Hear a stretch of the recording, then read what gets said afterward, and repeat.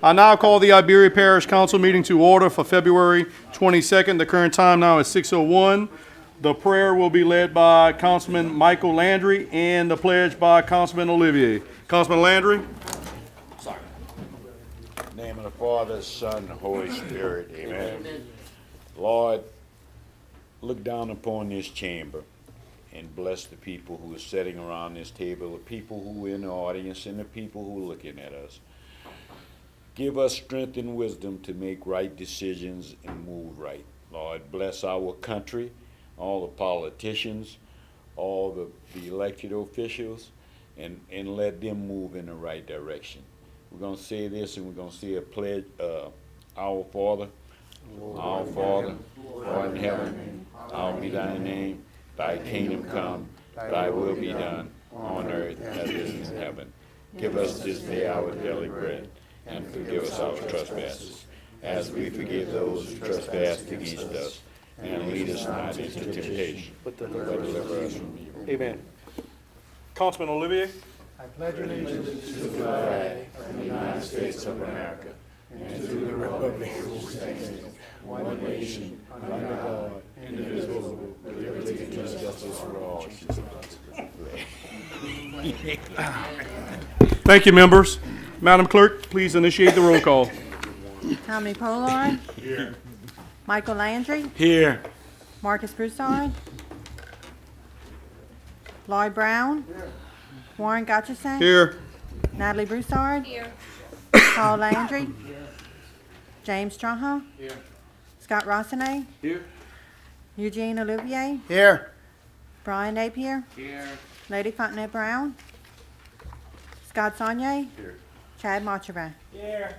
12 members in the quorum. I'll need a motion to go into public comments. I have a motion by Councilman Pollard, second by Councilman Brown. Roll call, members. Those in favor will signify by saying aye. Aye. Those opposed, hearing no opposition, the ayes have it, and the motion carries unanimously. We're now into public comments. Number one, Madam Clerk.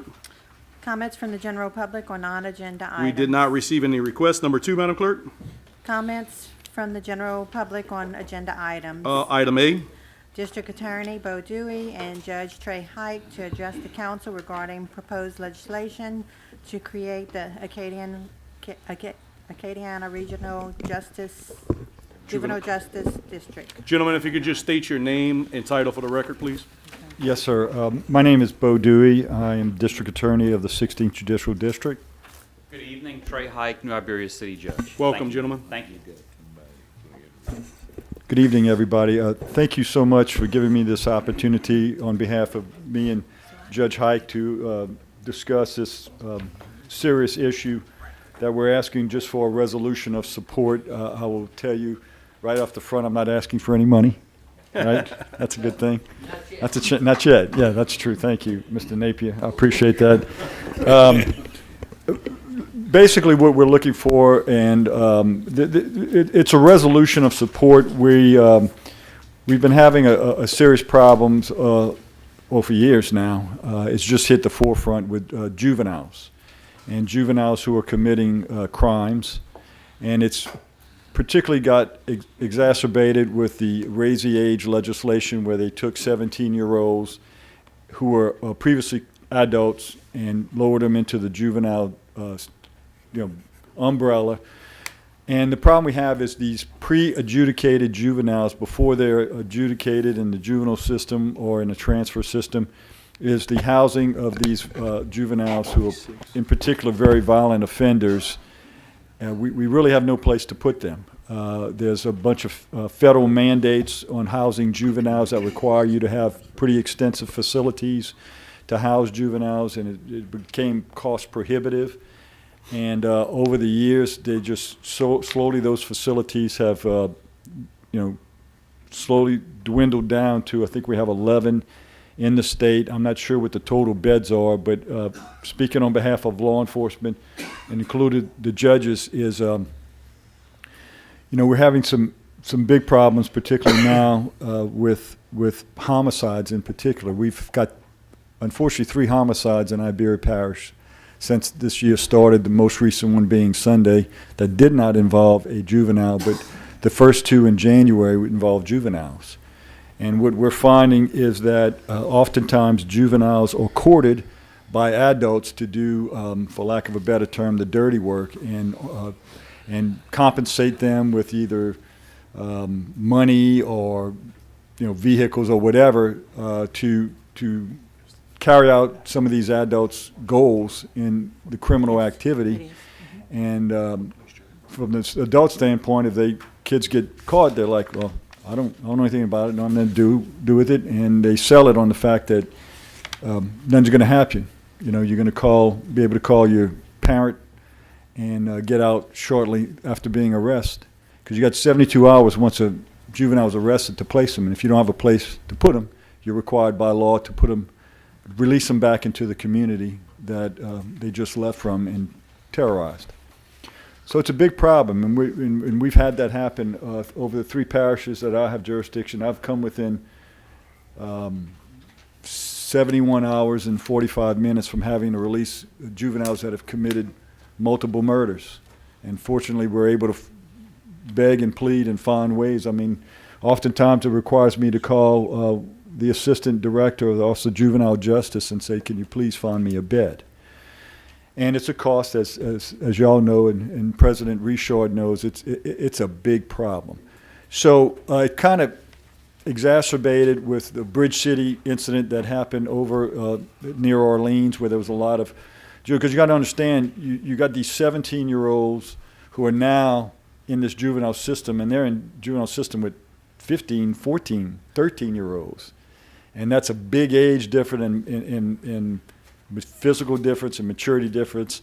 And, they cut up so bad in Bridge City, they had to shut Bridge City down so they can rehab it into handling those juveniles.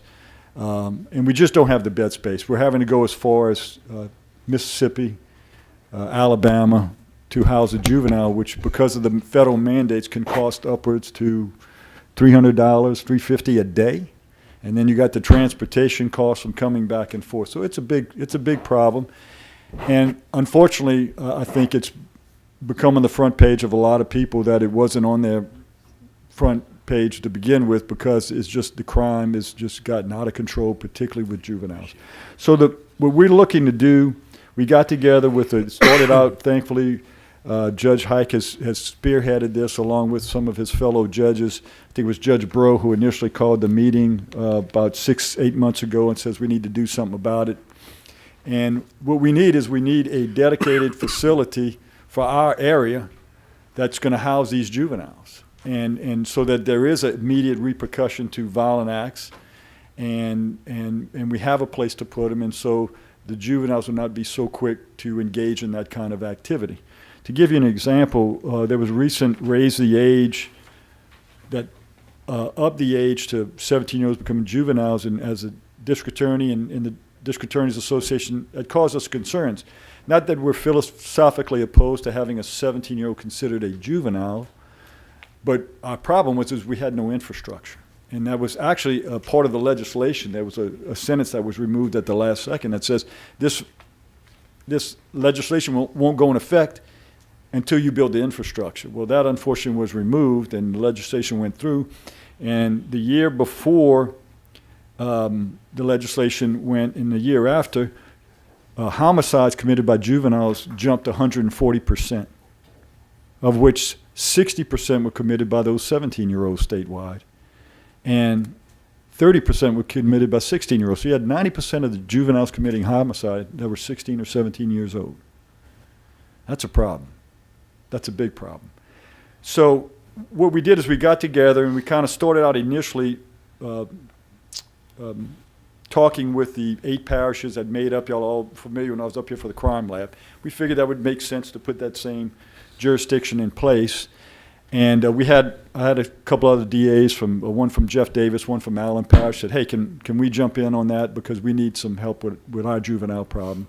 And Lafayette has its own juvenile facility and has some separate funding that they are opting out of this. So we have 7 of the parishes of Acadiana, which includes my 3, Acadia, Vermilion, Evangeline, St. Landry, Jeff Davis, and Allen, that want to jump in on this. And what this legislation is, and we're talking with Representative Huval to carry this for us, and we're looking to get support, and he's asked us to get support by all the different public bodies, councils, across this,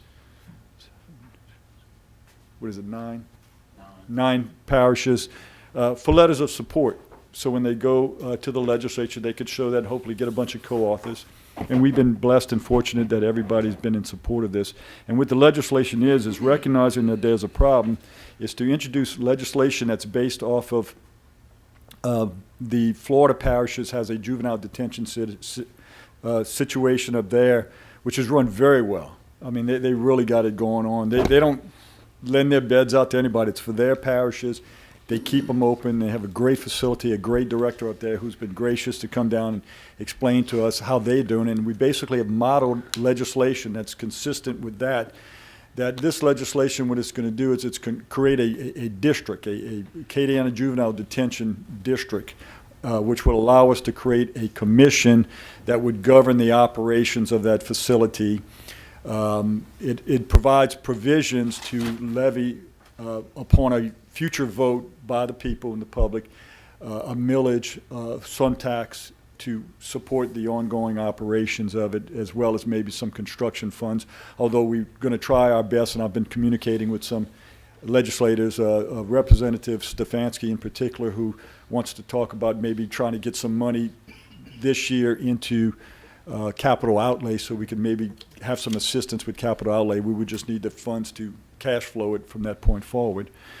So we're not assessing a tax through this legislation right now, which has given us the ability to do a millage to combat this big public safety need that we have.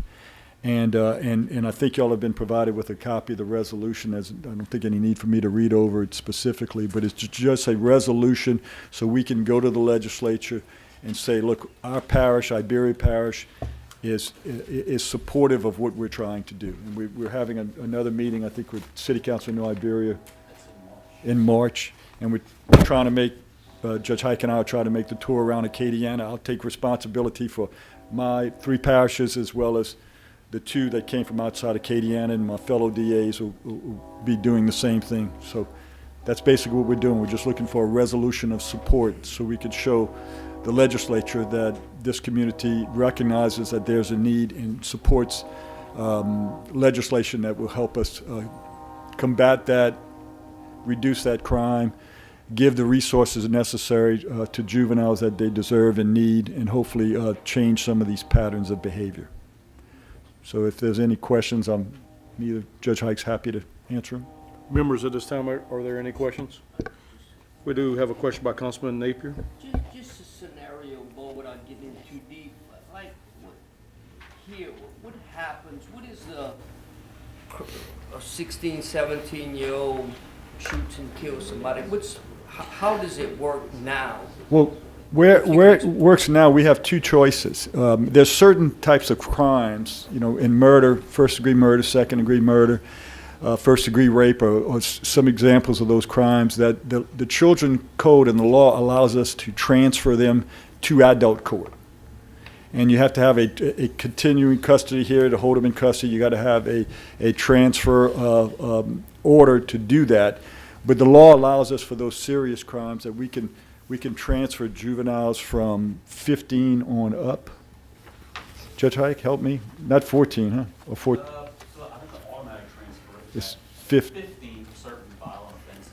Yeah, it's very limited to major violent offenses, and so I've taken a very aggressive approach with that since this spike in juvenile crime. I'm like, if you're going to take a gun, you're going to go out and you're going to murder somebody, there's a consequence. Because for those of us who have raised children, you got to have a juvenile with consequences for them to understand it, and I take that serious. Because if they would stay in the adult, in the juvenile system, the most they could get is up to age 25 or 31.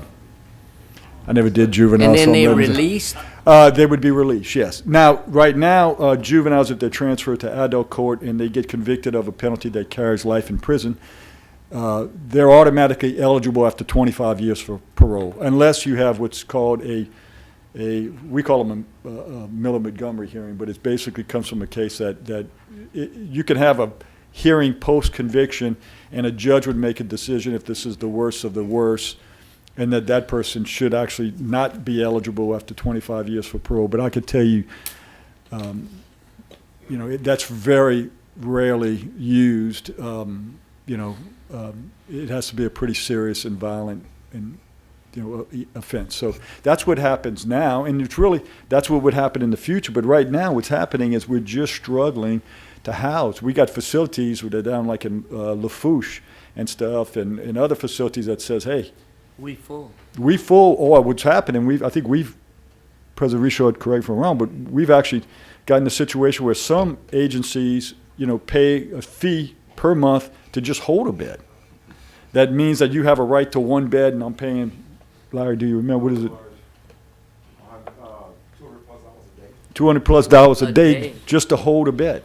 And that gives you the right to put one person in, and they got to find and throw another one out. Wow. So it's very expensive, and it can be financially devastating to particularly small or rural communities and their governments. Thank you. Councilman Napier yields back. Councilman Pollard on the question. So now with this facility, it's only going to be with the 9 parishes, no outside parish. I heard Yeah. Well, that would be something left up to the commission at some point, and there's different people that like each certain parties or stakeholders have a seat on that commission. That would be the goal. Yeah, I mean, there could be an argument, let's overbuild it, and then we could lease some of ours out and recoup some of that money. But the Florida parishes are doing it where they just have it's for theirs, and it's for theirs only. And theirs is a very well-run facility. So that still would be left up to the commission to make a decision on what kind of size and how we're going to have those little tweaks. Councilman Pollard yields back. Councilman Landry on the question. And I'm gonna tell you, I support this 100% because I think our kids need to be somewhere where we can get to them. One of the things I would hope that we would have someone to train and educate these kids, so if they come out, they're not caught in a cycle. No doubt about it. Yeah, so No doubt that's about it. one of my main goals. Yes, sir. That's perfect. Right now, I think what they're struggling is because you have these 17-year-old older children in jail sometimes with 15 or 14 years old. You got to now build a facility that's more where you could separate them, because you don't want them mixing, because you're going to take the 13-year-old and he's going to come out of that facility, if he's being influenced by the 17-year-old, a much different individual, and we're trying to avoid that. And of course, all of these programs, and Judge Hike, you're welcome to tell. I mean, you went to the Florida parish, Yeah, didn't you? just a couple of quick comments. So on the issue of the facility and how it be run and so forth, my personal goal is, and I tell people, I'm not looking to build a jail. I don't want to be involved with building another jail. That's not what I'm here about. That's what I'm proposing. They're juveniles. They're, like you said, 13, 14, 15. They're young kids. They got to come back out. They got to go back into society. So my goal is, if you look at the Florida parish, and I can send any of you the link to their website, they have a great video. They have a garden. They have education. They have the things in the, yeah, they're detained, they can't leave, but there's resources there to help these kids, because ultimately they come back into our world, right? So that's the goal with this. The other thing I wanted to say, Bo and I get the phone calls in the middle of the night. Judge, we had a shooting. We've got, a 14-year-old dead along a fence line. We got 3 suspects in custody. We got search warrants signed. Where can we put them? And I have to tell them, I don't know. I don't know. And the desperation of those officers' voices at 1 or 2 in the morning is just, it kills you. The other phone calls I get are when I beg, borrow, and plead, and we put them in like a Natchez, Mississippi facility or a Terrebonne Parish facility because of really begging, is the phone call a week later, hey Judge, we need room for our kids. So the shooter y'all put in a week ago, we got to cut him loose. And I have zero, there's nothing we can do. There's nothing the DA can do. That's what we're trying to address. If we had a 15-year-old commit a shooting at a Mardi Gras parade this past weekend, there's probably not a place we could arrest him and put him. There's a good chance he'd get a piece of paper with a court date that says, please show up. So that's the issue we're trying to address, and that's kind of all I wanted to say, and I appreciate all your Councilman support. Landry, did that answer your question? That's good, yeah. Councilman Landry yields back. Anyone else on questions, members? Okay. Councilman Saunier? Is anybody addressing the legal side of this, pushing back on the feds or something? Because I got to tell you, I don't care if you're 15 or 17, I think the taxpayers are tired of paying for people who are preying on them. And there's going to be an expense associated with this, no doubt. Somebody has to run it, somebody has to Yes. build it.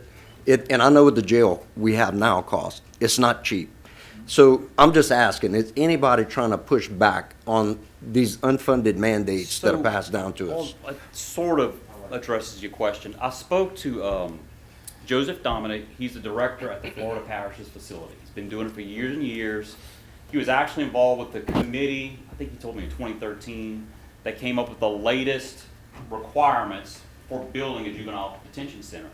And what I asked him was, what do we need? How big does it have to be? Kind of those specifics, kind of like what you're getting at, I guess.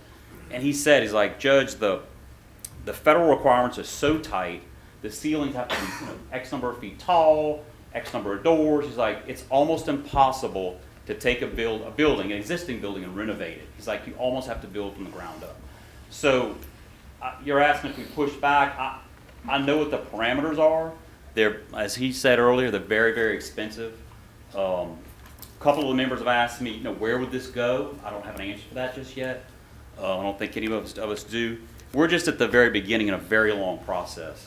But no, I don't know how you And I push could- back on those parameters. I could tell you that, we, in the last couple of weeks, we had our fall elected DA meeting, and that was a topic of conversation about how do we go about trying to relax some of these federal mandates, because that's what's really driving up these costs. Now, we didn't have an answer there, but, that discussion is being held amongst the DAs about trying to find an So answer there. I have a second part to that.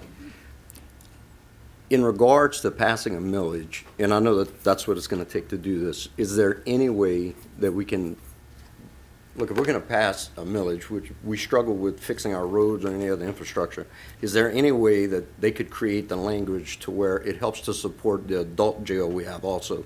Because that facility is killing some of our funds. Correct, and that's consistent throughout everything. I mean, look, my budget kills you, right? But I can't make more widgets. I can't sell more widgets. I just can't. And I can tell you, quite frankly, like, I've lost 2 assistant DAs in the last month in St. Martin Parish to State Farm because of their pay, and I can't compete.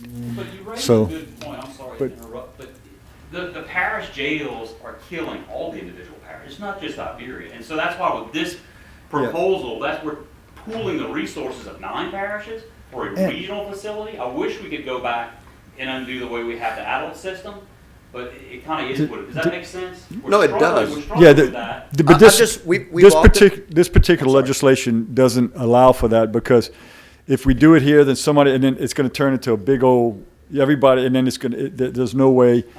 Juveniles have to be housed separately, yeah. And I understand that So, too. so yeah, if y'all wanted to push some public safety tax, I'm all for that. But that includes. But anyway, no, but no, this one is designed just to be for juveniles because we want to keep it narrowly focused. But I understand the problem, and that problem is a genuine problem that, thankfully, most people don't realize because it's not in their life every day. In my world, in his world, in your world, you see the strain that puts on other things as far as filling, paving roads, doing infrastructure that is normally your business. Thank you. Councilman Saunier yields back. The parish president on the question. Yes. Do you have any idea on what it's costing to operate that facility, or Florida facility? I would yield to Trey. He probably knows more I than don't that. know that, so I didn't ask that question, Mr. President. I did ask the director, they have 5 parishes, and it's Tangipahoa, St. Tam, it's a wealthy part of the state, let's be It honest. really is. One of the parishes is desperately poor, that's Washington, that's the Bogalusa area. I asked him the question of how much their millage generates. I want to say it was like 20 or 25 million, that's what he told me. Theirs actually generates more money than they need. Can they give us But I wish, but it's kind of apples and oranges, because like we all know, that's a hot spot, that's a growing part of the state. We're a little different over here. But it's But- 5 parishes, we have 9 Nine, parishes, so correct. that may help a little bit. It's an unbelievable operation that they have over there. It is. Of course, I attended the meetings with you guys, and we certainly gonna have to come up with something in Iberia Parish and the other 8 parishes, because what we have right now isn't working. And Scott made a good point earlier about the jails, but you know, we got to come up with something, because when you take a look at infrastructure in Iberia Parish, when you're talking about the roads, we need a dedicated fund for it. We need a dedicated fund for that. I think I actually brought it up at the meeting that we was at. So we're gonna have to figure out where we're gonna spend our money.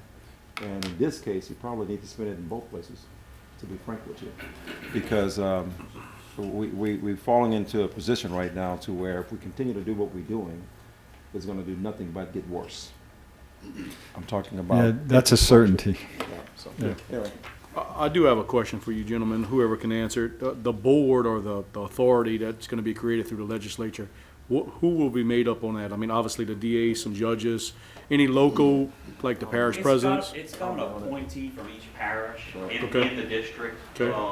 And I think I the way- apologize, I That's left it okay. on my desk. It's like each DA has an appointee, each sheriff Okay. has an appointee, each parish council has an appointee. Okay. It'd be a pretty It's a broad broad mix of representation. And have we kind of neutralized the site and which parish this would be located in? Did we No. get to that point? And no discussions on that. No, no, we've had discussions from, St. Martin Parish, which is a parish that's in this proposed legislation. They had a facility already built. That Department of Office of Juvenile Justice has been leasing. And with some extra acreage, if we wanted to develop that. But then, once again, we get into the situation about age of the building. It's kind of like the crime lab, but, we looked at other buildings, and they just said, well, you'd have to make so much modifications, you're going to spend more than going from the ground up. But we would certainly argue that it should be, something that's centrally located for everybody. Of course, most people are not going to jump and say, I want it in my backyard. And I guess the occupancy is going to be first come, first serve as the crime happens? Well, so where the Florida Parishes operates is the participating parishes all have equal access. One of my questions was if Vermillion contributes X amount of dollars and Iberia contributes a lesser amount of dollars, do we have lesser access? It's going to be equal access by all parishes, regardless of how much millage is generated. Does that make sense at each Okay, individual parish? so it's not based on contributions? No, and it shouldn't be. And- It shouldn't. and I think- It should be, if you're in the district, you need a bed, you have a bed, you have access to the facility. And I think that's why they have a lot of spaces too. And I think that's all part of what the commission would do, is to generate those principles and guidelines to accommodate everybody, because you wouldn't want like a parish that doesn't have a large population and money pool to be separated from opportunity to put their juveniles in there. But I Makes think sense. historically what you're going to have is the crime is generated based on population generally. Sure. So it's naturally going to kind of work its way out. Cool. I had one more question. Yeah, go ahead.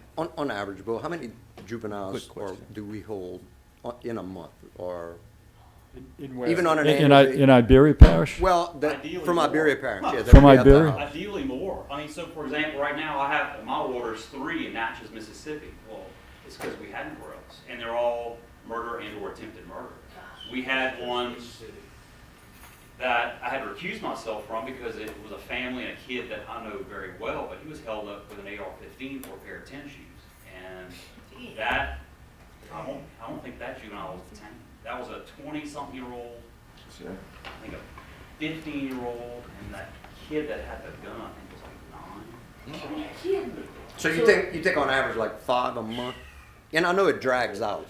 It, Like I said, it'd be well- more if I hadn't my druthers, because we can't Yeah. put them anywhere, but I would say at any given time, I'm not going to say in Iberia Parish it would be 5, but I know from district-wide, for me, 5 would probably be an easy number that we probably have Every juveniles. the numbers are New pretty ones, small. 5 new ones. And the stay is short term. You gotta remember, this is all prior to trial. This is all at the time of arrest. If they go to trial, they're found guilty, they plead, then they're going into the state of Louisiana custody. It's off of our plate. Does that make sense? Yeah. It's generally, you got a quicker thing in the juvenile system. You're going to get through by much quicker. But yeah, that's a good point, that this is just pre-adjudicated. Once they're adjudicated, then they go to state. Yeah. I won't be wearing tennis shoes anymore. Councilman Sonia yields back. Councilman Rawson is recognized. I'm just curious, Mr. Dewey, when was the legislation passed? For- Recently? For the, The 17-year-old, it was actually passed like in, what are we, in 3? Don't hold me to it. It was passed, they phased in the violent offenders, like after the regular juveniles, that they held back for a while to, we had a period of time where the law was in effect, but the 17-year-olds or the Jews that committed these, major homicides and stuff were still going to the adult facility, and they phased that in. I want to say maybe 2019 or something. Is there a chance that goes back, Bo? I'm sorry? Is there a chance that it goes? Funny you reverse? should ask. That was a hot bill last year, was to lower the age. Because really, from my opinion right now is, if you want to stop the hemorrhaging of the crime in the juvenile context right now, if you lowered the age and people started being picked up and not Yeah, out, you would have a lot of crime stop. yeah. But that has to be done at a federal level, or? No, that's a state That's the state law. Legislature, right? Yeah. In the legislature, and there was actually a bill. Hold on, gentlemen, we still got. There was a bill passed or was being pushed through and ultimately got watered down a lot. I know this year they're going to probably have some more lower the age legislation. The pendulum, the pendulum on anything swings, right? Either here, or there, and it Yeah. never hits the sweet spot. It seems to be moving back One to way a, or the other. yeah, to more, and we don't want to overreact because, but yeah, it's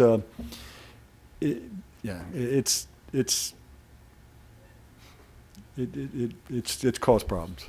Exactly. Does that answer? yeah, I was just curious. Councilman Rawson yields back. Councilwoman Broussard is recognized.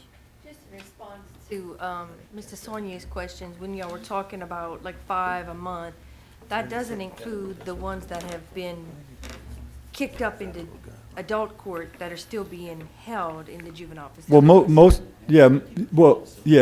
most of those, once you get transferred to adult court and you're still under the age of 18, you got to be in a no sight, no sound. It's not as restrictive of a facility, but you have to be no sight, no sound, which means that you're not intermixing with any adult prisoners. And we really don't have the facilities for that around here, because you're all connected. And so that results in them staying in these other facilities for longer periods of time.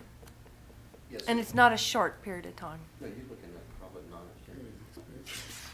Well, and you're talking nine about parishes. over months, Yeah.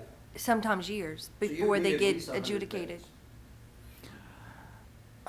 How many, what, How much is Florida parishes? For 9 parishes, you would need about So- 100 beds.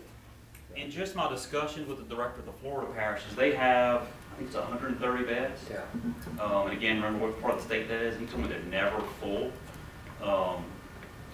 I gave him, I asked him the question. He's a great resource, by the way. I think that he'd give him to come and talk. But anyway, based on our population in the 9 parishes, I think he told me he'd expect like 60 beds, 70 beds, something like that for the region. Again, that's just rough figures, but anyway, somebody would have to be a consultant to look at the population, look at our geographic area, give us some answers on what to build, how big to build it, and everything. I'm not an expert on that.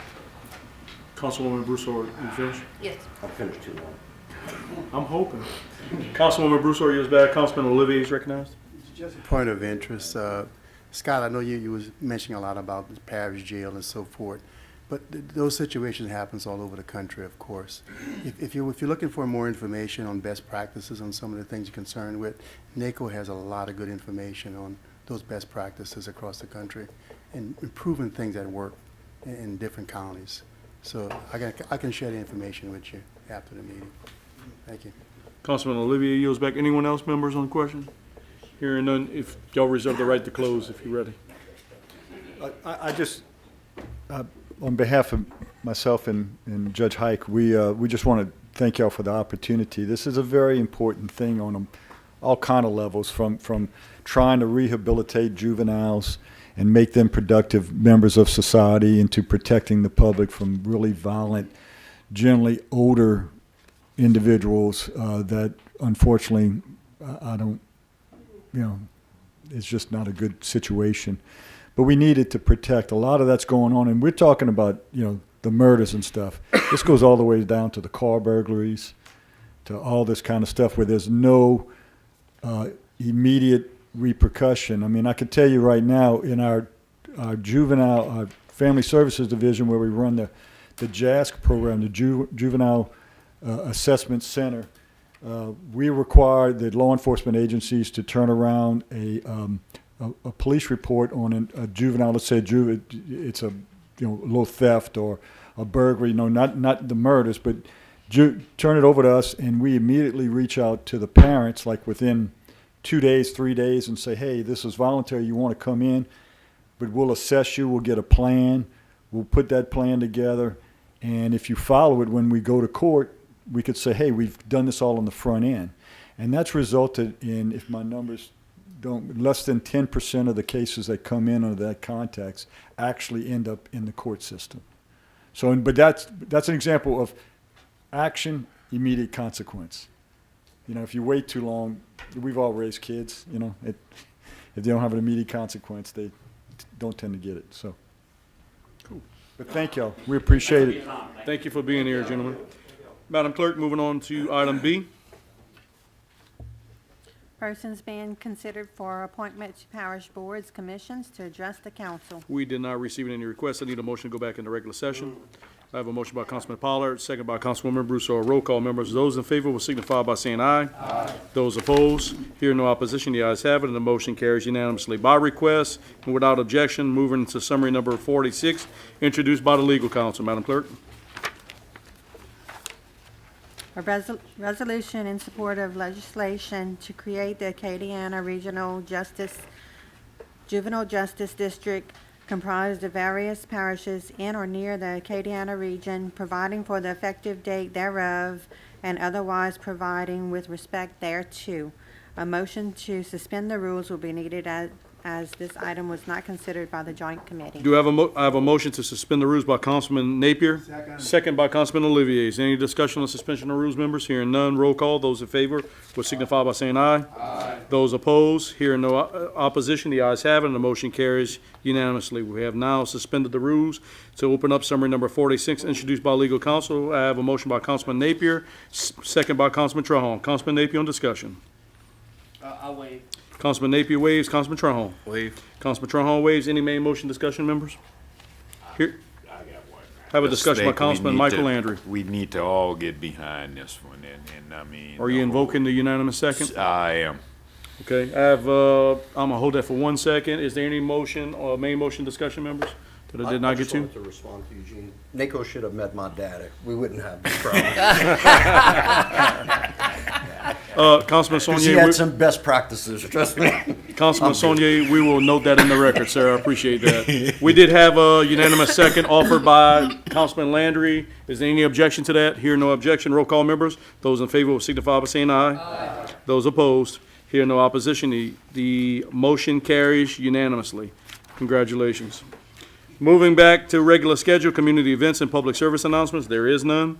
Reports from finance or administrative actions, there is none. Reports from parish or other governmental agencies. Number 1, Madam Clerk. Monthly permit report for January 2023. Number 2, Madam Clerk. Director of Permitting, Planning, and Zoning, Jacob Weaver, to provide information regarding the latest FEMA maps depicting V-zones and the rules regarding property within V-zones as it relates to construction. If you can just state your name and title for the record, sir. Jacob Weaver, Director of Permitting, Planning, and Zoning. Y'all limiting me to 3 minutes right after that last one. So, I'm gonna give you a series of events because it was actually interesting. We had a rep, got an email from a local resident. Their flood insurance is high. They were curious about why we weren't involved with the community rating system, which only about 15% of the state contributes in. So 15% of the communities in the state are doing it good enough as FEMA standards, and they get a kick on their flood insurance. And it's levels 1 to level 10. The highest that anybody in the state is Jefferson Parish. They get a 25% discount. They're at a level 5. So everybody in that parish gets a 25% discount on their flood insurance. But that's the highest in the state, but that's being very, that's shooting for the stars, because it is hard to do. A lot of the communities get in it, and the first level is a 5% discount. But if you plug in the numbers on the amount of flood insurance that is purchased in the parish of Iberia, and then put 5% discount on that, you're talking about some serious numbers. So I got that email. We're trying to put some pledges towards, getting us moving in that direction. And then the second day, 2 days later, somebody has a problem with my reaction requirements on the flood zone. And to remind people, we will never get into the CRS program unless we do our job in the flood zone. So we have to look at every flood elevation certificate. We have to have public messaging, to get into those other levels. It goes from public works to stormwater to, it's just like any other, program with the state trying to get a discount on it. They want you to do it every year. They want you to report your numbers, and they want you to be absolute on it, and we get projects in the V zone, and it ain't a month before I get a letter from FEMA about that project, possible violation, possible this. And I got to get on the phone with them and say, there's this project, there's this permit, I got them to do this. They back off my back. They are watching what we are doing in the flood zones, but they are leaving it up to us to do that job. Sorry. I do have a question as far as the V-zone. How much has changed from the original FEMA to FEMA 2.0? And flood zones, as far as V zones, you didn't, the 2.0, you saw changes in, some of these areas. They were adjusting some maps, Sure. but the requirements of V zones, the literature that was in the book hasn't really much changed. They did add some stuff, in 2000. So the new maps were 2011. Correct. In 2020 is when they came out with this accessory building kind of literature. But they always had a V zone ordinance, and we adopted that ordinance. It's in our building regulations. Like we have a FEMA section. We have buildings in V zones, buildings in A zones. We put that in our ordinance. I guess getting off V zones, and I know we're talking about that. I mean, me particularly, my insurance used to run me about $600 to $700 a year, and now the 2.0, I think my quote was $2,800 this year. Yep. So I'm not understanding the difference. If my zone doesn't change, then why is my insurance? The proximity to your flooding source gets a lot of people. But they are treating all of the A zones, and I hate to be frank on this, but the reason these insurance adjusters are pulling out of the state and going up on all of our insurances is because we have a lot of buildings in flood zones that Sure. aren't permitted correctly Sure. and regulated over time. You have electrical that's under base flood elevation. You have buildings built under base flood elevation. Houses, and they have our repetitive loss list Yeah. on speed dial. When we flood, Yeah. they are waiting for that permit to go through my office and get re-energized, and they go, why? Correct.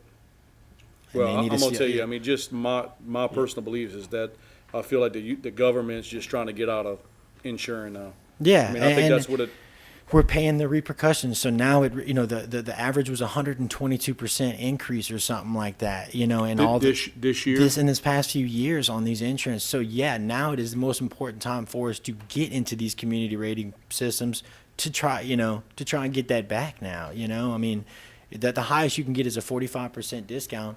We're not going to be that to see that, but Iberia Parish, with all the development and the future stuff coming here, we're always going to, there's people in the north side of the state that are flooding just as bad as, because they just didn't design right. They didn't develop right. They have floodways. They have you got a floodplain. It's designed to store water. You're talking about V zones, that is waves, Right. that is nothing to say, but, so if you go on FEMA's website, they have so much literature on how to apply to get your land you know, if you do the dirt work in an A zone, you can get it designed out, you know, but there's a process for it. It's engineering approvals. It's not me, you know, but they try to be as open as possible for you to do that, you know. But the V zones, you know, I mean, Lafayette's pretty forward with it. They're not getting a big rating on it, but a discount on it. But, you know, you bring in a bucket of field, they want that field to go out. You bring in a bucket, out a bucket, you know, but in some of these zones, you know. So it's just to say, they want to see the parishes dedicate green space for parks, you know, like they have, you know, the Louisiana Office of Housing Development, you know, they had a Resilience Summit a few months ago. And, you know, I mean, it's just like, you know, I don't want to say we're behind as a parish, you know, but just to say like the people that are getting flooded and hit, you know, you hear Mr. Press Marshall always talk about it, trying to get money back from FEMA in those disaster days, you know, whenever the days of cleanup, you know, I mean, we really trying to get those federal dollars to rebuild. But we are getting returns on those repetitive flood cases because we're lifting houses as we speak that is being paid for by FEMA. Man, but there are stipulations by FEMA to say, even though we're lifting you, you're required to keep the insurance until the day you die, and then when you die, the next person that purchased the property, he's vested to keep that insurance also. So, I mean, as good as it helps, it hurts too, because, you know, retail sales, some of our sales on some of these neighborhoods that I represent, Curtis subdivision, I mean, you can market one corner of it, 5-6 houses will flood. They will flood repetitively, and at some point FEMA's told them, if you don't lift, we're not coming back. So I'm done. Did anybody want to talk to Jacob about it? Yeah. So typically, FEMA's response to an individual homeowner, the average check is $7,000. The max is $30,000. They're not going to come back and rebuild a $200,000 house. My problem with FEMA is, right now, if you have anything below Highway 14, your property value is, I don't know what it is right now. I'm not quite sure what's going to happen to commercial development at the port or anything else with the current direction that we're headed in right now. And no one seems to have an answer to fix it. So, and I'll ask two questions. How is New Orleans and Houma doing it? Oh, I know the answer already. I'm asking you, Jake. So Lafayette was in this predicament with Louisiana. I'm not talking about Lafayette. No, I'm just talking giving you about the example because it's like Manhattan. They built it on a swamp, and eventually you can design it out. Louisiana Avenue, they didn't adopt the new flood maps. They ate crow for years. But I'm asking you how New Orleans is able to continue building and levy. Houma. Okay. A levy. So I wanted to say that on camera because we avoided even touching that through a vote. We're not doing anything as a populace to change anything. I think that what we need is this information needs to be readily available because everybody I talk to has no clue as to how this moves forward until they call your office. So we have people buying property. We have people who are investing in. I know a guy that's he bought the building probably 5 or 6 years ago and is struggling right now to get it put up. And I don't think he's going to be able to with what I'm hearing. And it's an agricultural building where he's going to park tractors. We're not doing our people a favor. We keep talking about potential growth in this parish, and we're held by this, and the line continues to move. So I don't know how far north of 14 is going to be next year or the following year, and I wish we could get something that wouldn't be a surprise when it happens, and that seems to be what's occurring. So how is it that our citizens can gain access to that map that's on that board? So there's also, LSU Ag has a FEMA map. If we don't have it, you go to theirs. We can request the elevation from the Corps of Engineers.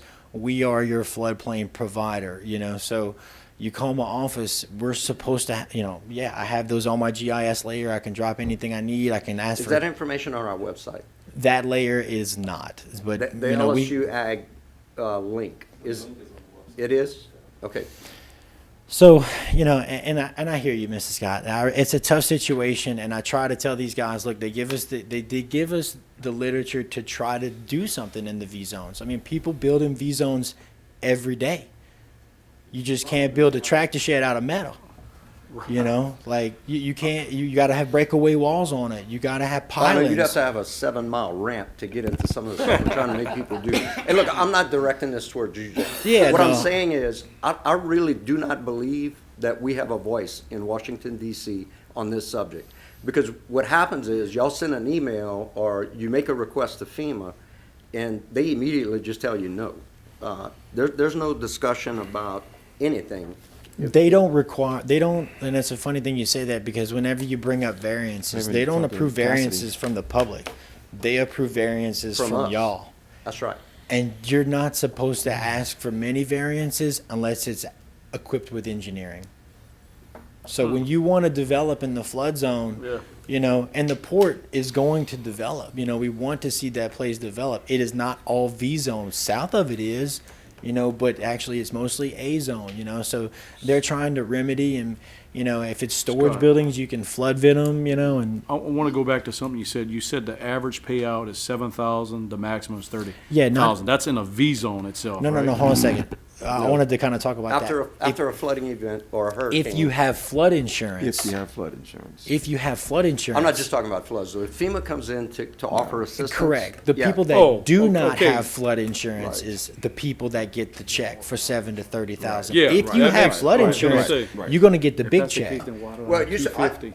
it used to be 30,000 max, that's what they pay you. I don't know. For if they yeah, pay no. You're right. It was in the 30 to 40,000, you know, in the last 10 years. But if I'm not mistaken, that was for people that did not have insurance.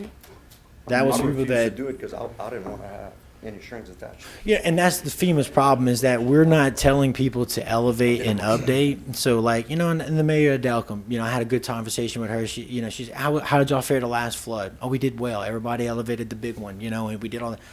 We have problems with houses that aren't elevating, and they keep getting their power back on. And that's the problem, is just to say there wasn't somebody sitting watching it all, you know, and that's the only way I can kind of defend that one, to hope that as we move forward, we can help That's why we did an in-house deal. So You I know, was asked to ask you. this how a repetitive person- loss list gets smaller. Yeah. If a business or a homeowner chooses to opt out, it's all or none, or how does that work? If they choose to opt out of any FEMA coverage. We're asking for a variance for this one guy. That's how, that he can present it. But they can opt out of it if they want to. is what I don't, you're you know, there's not an opt-out, there's a design. You can build in it, you can't, got you know, like I say, there's a variance to the standard. Call it a BOZA adjustment, call it a variance, you know, but that is a variance to the rules, and that's approved by y'all, so. But then that, you know, it's approved by y'all, then it's approved by, it goes to FEMA, and it's still not approved until it's approved by FEMA. Anyone else questions for Jacob while we're on this? Councilman Rossini? Say it's a business, or I'm gonna just say a rich person, they don't have insurance, they're self-insured, and they still call FEMA. Will they pay them? No? Wait, say that one more time? Just, I'm gonna say a rich person. If you're saying, I don't want insurance, yeah, you're saying, I'm in the flood zone, but I don't want insurance. And their house floods. Yeah, if they flood, they probably gonna get that $30 check, you know? I think if they would choose to opt out, though, they shouldn't be allowed to do that. Exactly. I'm getting at. But So if there- I did there my is a- job, That And doesn't that, make that sense to should me. carry There's a on with the loophole. deed if I also did that my they sold it. job, if I did my job at the permit process, that house shouldn't have flooded, because it'd have been 1 foot of freeboard. And I will remind you, the state now has a, Say that one more time. Yeah. Say that one more time, what you just said. Repeat what you just said. he can About- build his house in a flood zone, call it an A zone. No. Go back to what you said about you doing your job in that department is why we went in-house in that department. Because that was part of the problems that we had before, is inconsistencies Right, when they were going to do these permits. right. I mean, again, that's why we kept preaching about if we had more control in-house, we could eliminate some of this, and we could, because let me tell you, once they would start to get the permit and something went wrong, the first one they would come and complain to was us here. And- And none of us had anything to do with it. And y'all, you know, FEMA was like like most people think, that's a foreign government. The building codes have always been, to me, my book. That has always been the freeboard in flood zone, designing in flood zones. I never knew about FEMA. I knew about the building codes, and we always had freeboards. We always had structural design pilings. We always had things like that. So, you know, this overregulation for insurance purposes, you know, is what we're dealing with right now. But, you know, I just really quick. They did, you know, the Iberia Parish did a really good thing by the state amended out the freeboard. The building code has a 2 foot freeboard. in the building code. They amended it out completely for years. Iberia Parish had a 1 foot freeboard. Now the whole state has a 1 foot freeboard. They let it go in, but they still amended it out 1 foot. Prepare yourselves for 2 foot. You know, and it's just an extra a level of protection, because in V zones and all these flood zones, you know, you got a base flood elevation this, but if a tree's coming down the water or a house is floating down the water, you have no extra clear space for anything to float into your house. You're not just talking about water, you know, you're talking Councilman about Russell? damage to No. structures. One more, as far as like a sheet metal building, Mr. Napier, you might wanna listen. Oh, Lord. 10 by 12 building, That's too small. I'ma just say. 120 Tell square them- feet. No, I'm saying it like, I'm saying it that way on purpose. 10 by 12. I'm putting a lawnmower in it. What size pilings, or does it need pilings? And I'm south of Delcom. Yeah, so I'm not, you know, I'm not going to tell you the answer to that, because in a V zone you got to have a design. So if it's over 4 foot in any zone, you could build it right here. If it's over 4 foot, you're going to have to get it designed by a guy, you know, an engineer. 120 square foot commercial, you don't need a permit if it's a lawnmower shed. If That's why I it's asked 200 about square feet residential purposes, you don't need a permit. But if you wire that thing, if you know, do anything past that, but all structures in Iberia Parish need to be anchored. You know, so when they come drop these little buildings off, whether they're 120 square feet or not, that premier, that supreme building, that little building is designed to 126 mile an hour, and it will have 4 anchors on it, whether I tell them to or not. It's You know, engineered At from one, where you at buy it one from. fifth. from where you're buying that. But if you do have to elevate it more than 4 foot or in Yeah, a they V not- zone, it has to be a design foundation. I'm just Gotcha, worried. finish. I'm just worried about the cost of the land in a Delcom or Koto decreasing with all. No, of you can this. put those buildings on the ground. Why you not worried about lower? I'm sorry to say that. You I'm know, at I 21 should foot say sea that. level. You can put. Look, You yeah, do not have to look, elevate a lawnmower shed I'm worried in about the Delco parish, Mr. Chairman. if it's There you 100 go. square feet or less. Councilman Ross, I and then wouldn't yields build back. anything. Thank you. I do. So I'm Councilman Sonia again. confused. I don't understand, and I know this is in the reg.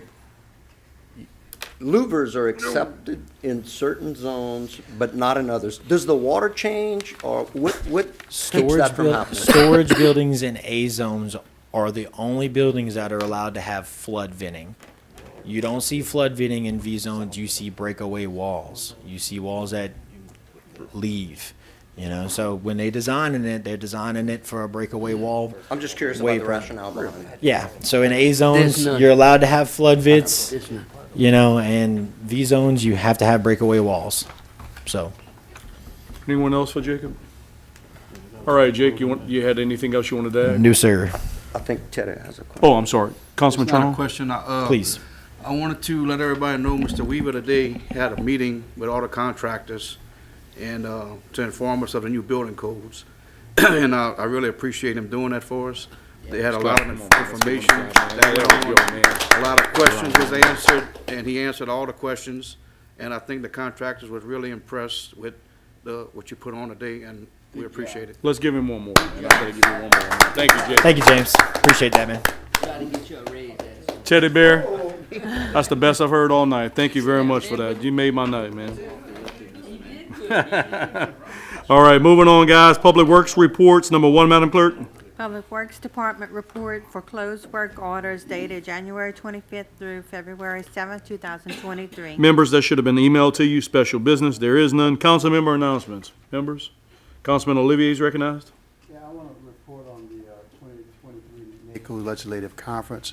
But before I do, we had a lot of talk about the flood insurance program and so forth. The current authorization for the flood control program, National Flood Control Program, expires September the 30th of this year.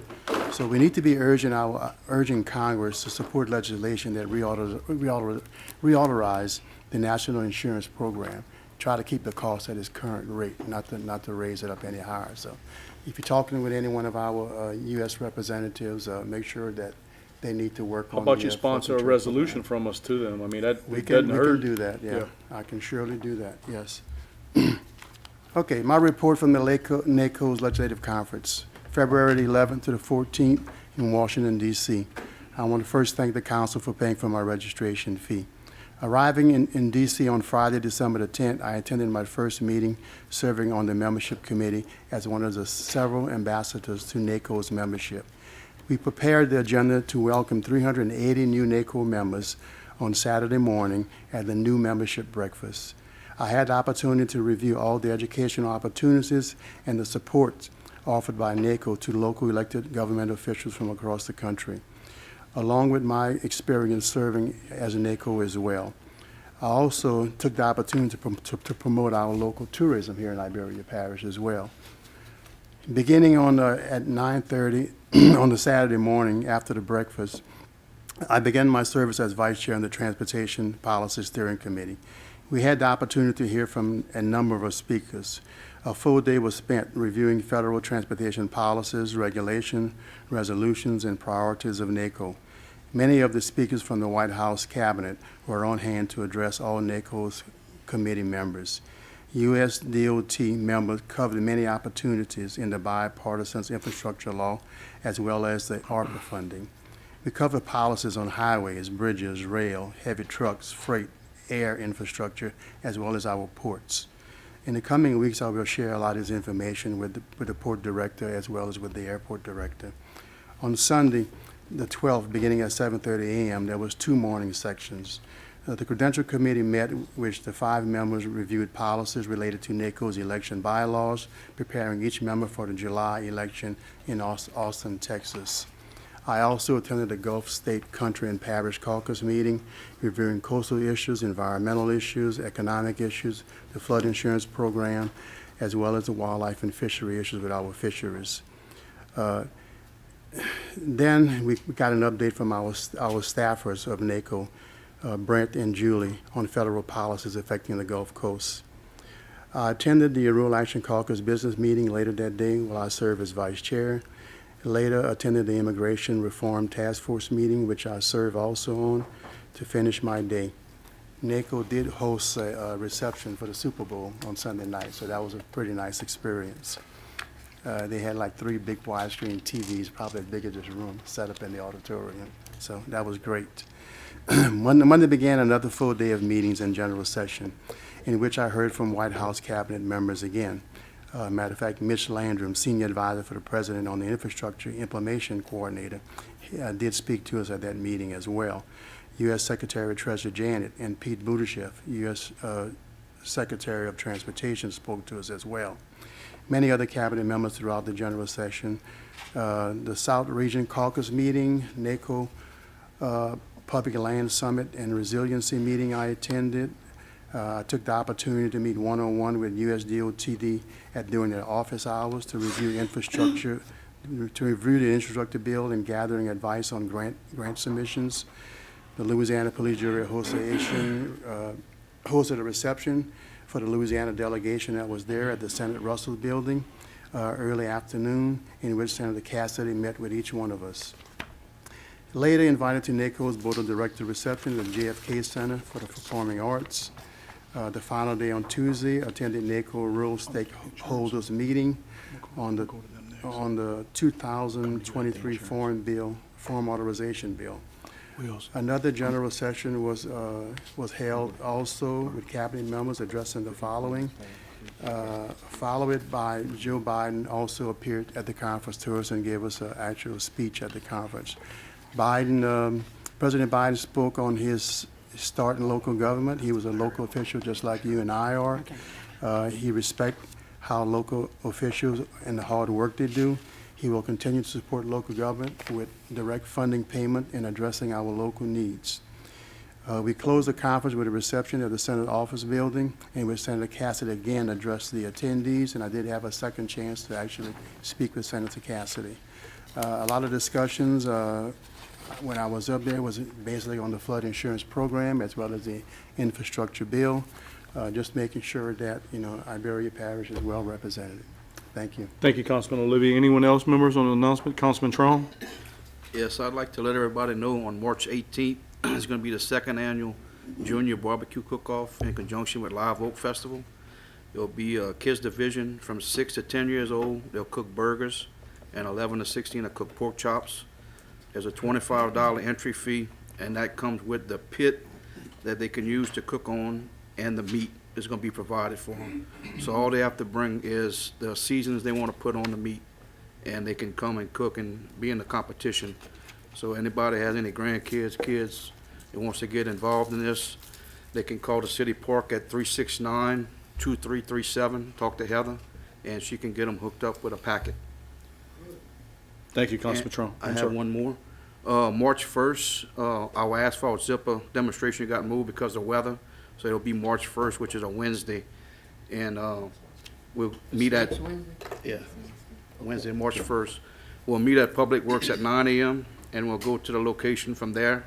So anyone wants to come out and see the asphalt zipper work. And since the last meeting we had, I found out that St. Mary Parish just purchased one, and they in the process of training them for it. And so if y'all want to come out and see it work, happy to come out. And I want to thank the Public Works Department for helping us out with this. They're going to be there with us, any help we need. So thank them for that too. Thank you, Councilman Trump. All right. Anyone else, members? Hearing none, I'm gonna go to you, Mr. President, and then I'm gonna get our insurance guys up here. Thank you, Mr. Chairman. I'm just going to give you an update on the Laurelville Library. The parish has opened up a second round of bids for the Laurelville Library. No bids were submitted the first round. The bid opening is going to be March the 15th here in the chamber at 2 o'clock. I'm going to go and give a little quick overview, if you don't mind, Mr. Chairman, on the American Rescue funds that we received. I'm going to be very, very brief. Do you have copies for each of the members? Cindy, can you bring out copies, please? I'd like to get those hard copies, Mr. Marchand, just to make sure. Go ahead, Cindy, please. Thank you. Things get lost in cyberspace.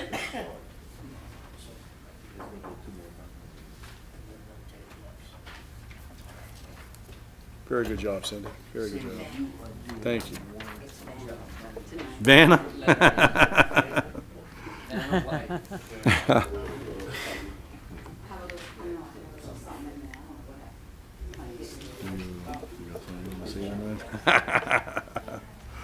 Hey, we got a pointer tonight, Okay. man.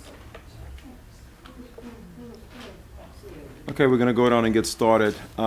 As you know, Iberia Parish received a little bit over $13 million, $13.5 million.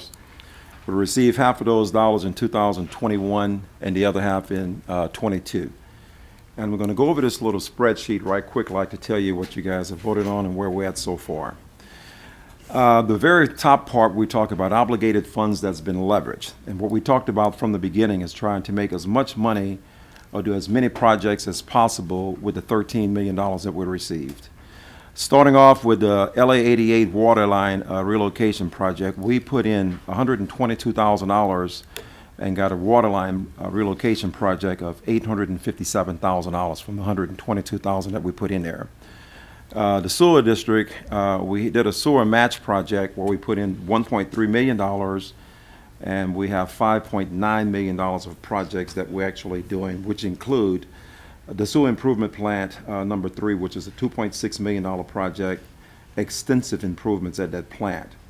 We have a lift station, the different generators. We have 16 generators that we're putting throughout. 11 of those generators are going to be permanent. 5 is going to be portable generators, and that's going to do some amazing work that we need throughout Iberia Parish. Candleglow subdivision, we have newly relocated pump stations to service and improve the service that we're currently providing to the people in that particular area. That's a $540,000 project that we are doing as well. Broy State subdivision, we have another wastewater treatment plant that we're putting down for $534,000. In Orange Grove subdivision, we're rebuilding existing lift stations. That's a major deal in Orange Grove, a major, major deal that we're doing in Orange Grove. $458,000. Greenbrier subdivision, we're improving of the lift station that we have there for $247,000. Broflora subdivision, we have a water treatment plant we're doing there for $179,000. And also the R Center subdivision, new lift station that we put in there for $93,000. This is major work that we're doing in that $1.3 million investment that we put there. Again, for that 1.365 match that we put there, we're getting $5.9 million. Broadband, we was able to use $310,000 that you approved, and we got some $5.2 million worth of fiber in the Coteau area. And a lot have changed since this thing first started. When we first started talking about broadband, I was looking to invest anywhere from 1.5 million up in fiber. But the rules changed a little bit. We may not have to actually invest any more money in fiber. The way the money is going to be coming from the infrastructure package. So that's a big deal for us. We can use that money elsewhere. Of course, you know that we have until December of 2024 to obligate the monies that we have. We did what we did, and I think we did a pretty decent job at it. The evacuation center is something that we've been needing in Iberia Parish for quite some time. You guys already passed a resolution for $333,000. The next resolution that we're going to try to get passed from the parish is for $2.6 million, and that's a $12 million project that we're doing. And this is huge because, I mean, we're going to be able to work with CERT, you know, for post-storms, and it's just a big deal for Iberia Parish. Also, that evacuation center is going to be used for much more than just the emergencies. The water project that we have is a $1.6 million investment that we put up, and we're getting $7 million, $7,050,000 for that particular project. In fact, last week I met with Brad and the engineering company to make sure that the water sector grant application that we applied for is actually going to work and help us to get what we're trying to get with the Coteau Water Works as of right now. But as of now, with that $1.6 million for that $7,050,000 project, we're going to get a new water plant, and water wells. We're going to get storage tanks, 500,000 gallon storage tanks. We're going to get pumps, electrical materials for the different pumps, and also your control panels and things of that nature. So what I'm trying to tell you is I think we're doing fairly decent. We spent $6.4 million to leverage funds, and we got some $31 million worth of projects that we're doing in Iberia Parish. And I want to thank you guys for that, because that's a very, very big deal when you can take $6 million and end up with $31 million worth of projects. When you look at the obligated funds, what we did, of course, you know that we had at one time early on, the group insurance had an increase, so we had to come to the council and we needed $39,000, and you guys approved that. The lift station, and none of these was leverage. So these were all projects that we actually needed things done in the parish. The UL lift station relocation at Hanger Drive, that was $469,000 that we were fortunate enough to have money in the ARPA fund to use it. We put $2 million in the general fund. Recently, we just passed an ordinance for $500,000 for road repair work. That's big, because the last several years, we were getting $250,000 in public works for roads. So we're not only going to get what we normally get in roads, but we got $500,000 on top of that. So for us, that's a big deal. In fact, you heard what James just said. We have some things that we're trying to do here with those dollars. So we want to use those dollars very wise. Vita Shaw Road Bridge repair, $480,000. Now, just so you know, while I'm thinking about this here, I know you guys did ask me to wait 6 months to see what we can get from the Police Bureau Association as far as when we're going to start that repair. But I want to make you aware that I've already got with Michael Broussard, and we're going out. We've already spoken to the engineer, Eugene, and council, but we can't wait 6 months and start this process. So we're moving this process along, and if by some strange chance, which I don't think is going to happen, we end up getting some grant dollars from the Louisiana Police Bureau Association within those 6 months, we'll just take those dollars. But if not, we have to get that bridge repaired. That's a big deal for Iberia Parish, and a big deal for that area. Mullins Road, you used $228,000 on Mullins Road to try to fix a bridge that we have right there, the Mullins Road bridge repair. We have to get that bridge done because come April, when we get our inspection, we got to show DOTD that we're actually moving forward with that. More importantly, that bridge is the only access to and from that subdivision. Am I correct, James? So we don't have any choice. We got to do these types of things. And listen, I understand this is one-time monies, and we're trying to do whatever we can to use these dollars to the best that we possibly can use them. When you take a look at the $6.4 million and the $3.7 million, we have $34 million worth of projects we're doing. That would be a total of $10,164,000. We have $34,000 worth of projects that we're doing. And keep in mind that the $3.7 million, we didn't leverage anything. This is just actual cost of projects that we're trying to get done. Currently, we have 3.3, right at $3.4 million still in the in the line item on the ARPA funds. And I tell you, you know, I'm all into the infrastructure stuff, so I can tell you right now, I'm certainly going to sit back and wait, but I certainly want to use some of those dollars to do the water line on Highway 90. We talked about it before. Whenever the city is going to run the water line for the sewer line, I'm so sorry. The sewer line on Highway 90. Whenever the city is going to run the sewer line for Love Truck Stop, I really want to connect there and go down Highway 90 and finish that infrastructure that we're trying to do there. So what I'm trying to show you guys is that the $6.4 million that we spent leveraging, you have $31 million worth of projects. And I think we did the best we can do with what we have so far. And let's keep moving this parish forward. I think we're doing a great job. And if any of you guys have any questions or comments, I'm here for it. Any questions for the parish president? Councilman Napier? Mr. Richard, I'm gonna tell you, this is impressive, especially when you look at the money we obligated, but the amount of money, that really stands out from 6.5 million, but we got 31 million. Yes, sir. So, and I just want to say, in the beginning, I was one of the ones that felt like, hey, we needed to have a plan, we needed to put some things down on paper, what we want to do, but when you look at it from where we were to what we've done and what we've accomplished, the council with you and the administration, man, this is good. This is a lot of good infrastructure. So hats off to all of us, I guess. I appreciate it. And the working with staff. the And administration, y'all. everybody. Y'all. I mean, this is really, Right. really Thank you. impressive. But this is, What we getting, how much bang we getting for the buck we put out. thank So, you. Appreciate it. yeah, Appreciate it. just want to. Thank you, sir. I That's really all. appreciate that, Brian. I Yeah, really do. Yeah, don't know what to do. Yeah. Councilman Napier yields back. Anyone else want to toot the horn on the altar down? No, I'm joking. Mr. Landry, your opportunity. Talk about good infrastructure. I'm sorry. Councilman I Olivier? can comment, yeah. Great job, Larry, on the first part of this ARPA funding that we got. Yes, sir. Because we got a few dollars left, so I would like to see us maybe leverage some of that money on some If we infrastructure could, projects. if we Through the transportation yeah. bill as well, so. Exactly. You know, we'll be communicating on that, and hopefully we can maybe leverage Well, even more. I can tell you one thing I would like to see, Eugene, and I spoke to Natalie earlier about it, is the sewer on Highway 90. I really feel that we need to do that. You know, you've got almost $3.5 million left, so we still got some opportunities to do some things, but we have a lot of work that need to be done in Iberia Parish. We got some projects and businesses that's coming here that we need to keep these dollars. We don't have to spend the money.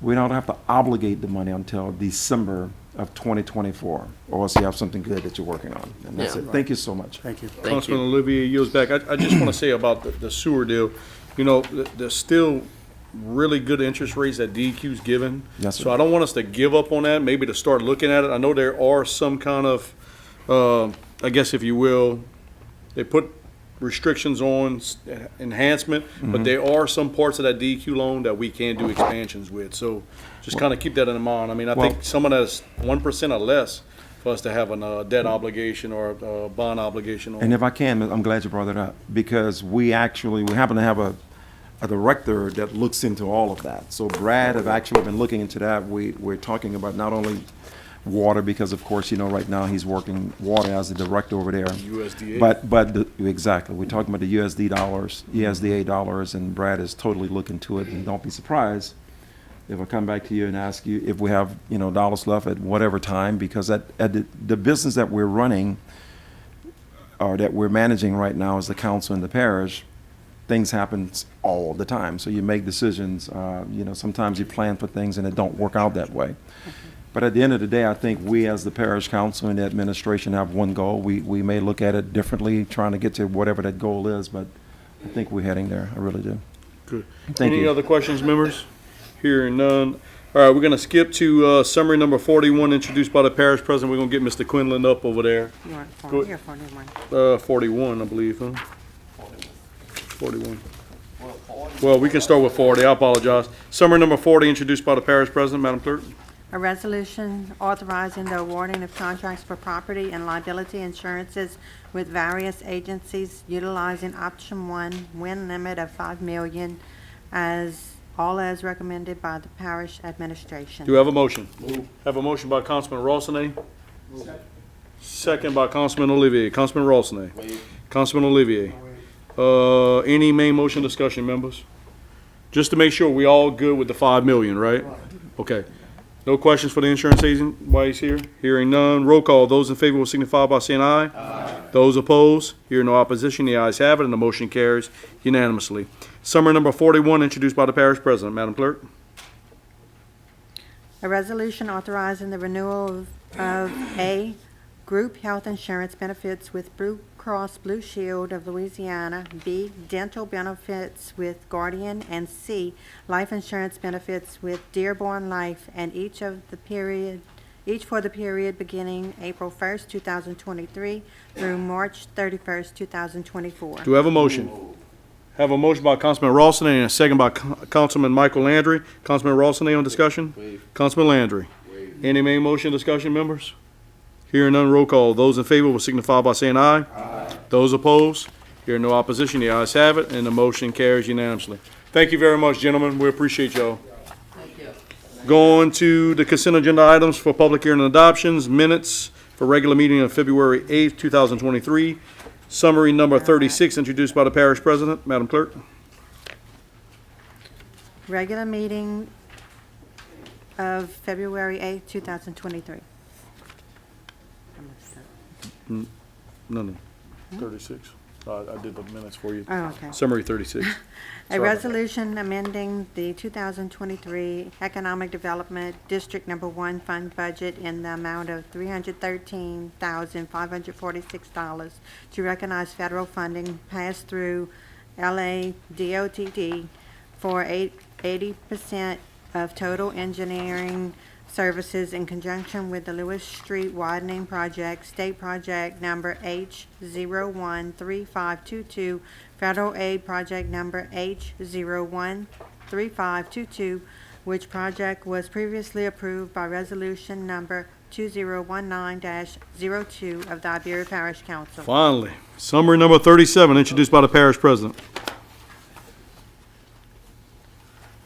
A resolution to amend the 2023 General Fund and Public Building Maintenance Fund budgets in the amount of $2,666,667 to appropriate estimated remaining match funding for the construction of the Parish Evacuation Center, all to be funded with federal ARPA loss revenue funds, which will be transferred from general fund. Summary number 38, introduced by the parish president.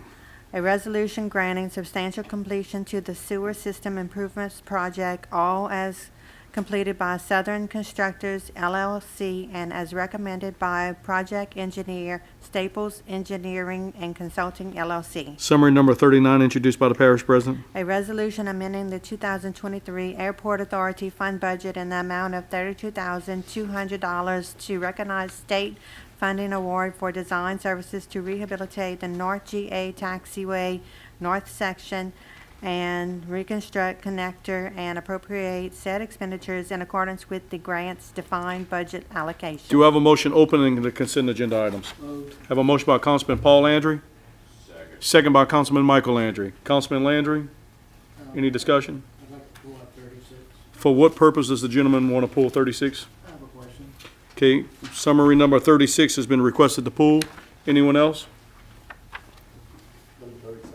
For what purpose does the gentleman from District 13 seek to pull 37? I feel like we're in the Hunger Games when you say that, District 13. It's part of the rules, I've got to ask you. For discussion, so I've got a request by 36, summary 36 and 37. Anyone else, members? Is there any objection to the removal of those two? Hearing none, the vote will be to accept 38 and 39 and the minutes. Roll call. Those in favor will signify by saying aye. Aye. Those opposed? Hearing no opposition, the ayes have it, and the motion carries unanimously. Going to summary number 36, introduced by the parish president. Do I have a motion? I guess my question, what I'll need to open up first. Do I have a motion? Move. Motion by Councilman Paul Landry, second by Councilman Olivier. Councilman Landry on discussion. So what line item is that gonna be coming out of? It's not coming out of the line Not coming item. out. We're recognizing funding from the federal That's government. from the federal government. It's coming to Okay. us. The 313 doesn't come out of any of our EDD? No. Okay. It's- We, help, correct me, I mean, Ms. Segura's here. All we doing is accepting the funds into balance, right? That's fine right there. Yeah, right, that's good. So we already had the line items in the budget for the street widening project. I moved them off of just a regular parish line item to create the project code. Correct. For the federal funding. So it's that total expenditure number that the state gave us, it's like 300 and I think 90, well, it's, you know, that number's 90%, 80% of what the expense side of it is. And then we recognize the revenue. So we had no revenue for that project in EDD. So basically, we are accepting the 313 and it's reducing our deficit. Correct. So, That's it. so Pat still has the 2 million for the hangars?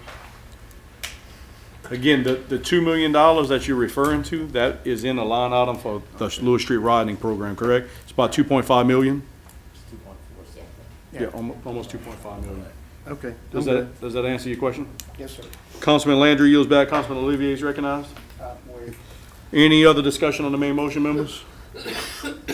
Might have cost us a few dollars in publication, Mr. Landry. Could have answered that off the record. But you know what, they're delivering by the post office now, so they'll go down. Yeah. Roll call, members. Those in favor will signify by saying aye. Aye. Those opposed? Hearing no opposition, the ayes have it, and the motion carries unanimously. Moving on to summary number 37, introduced by the parish president. Do you have a motion?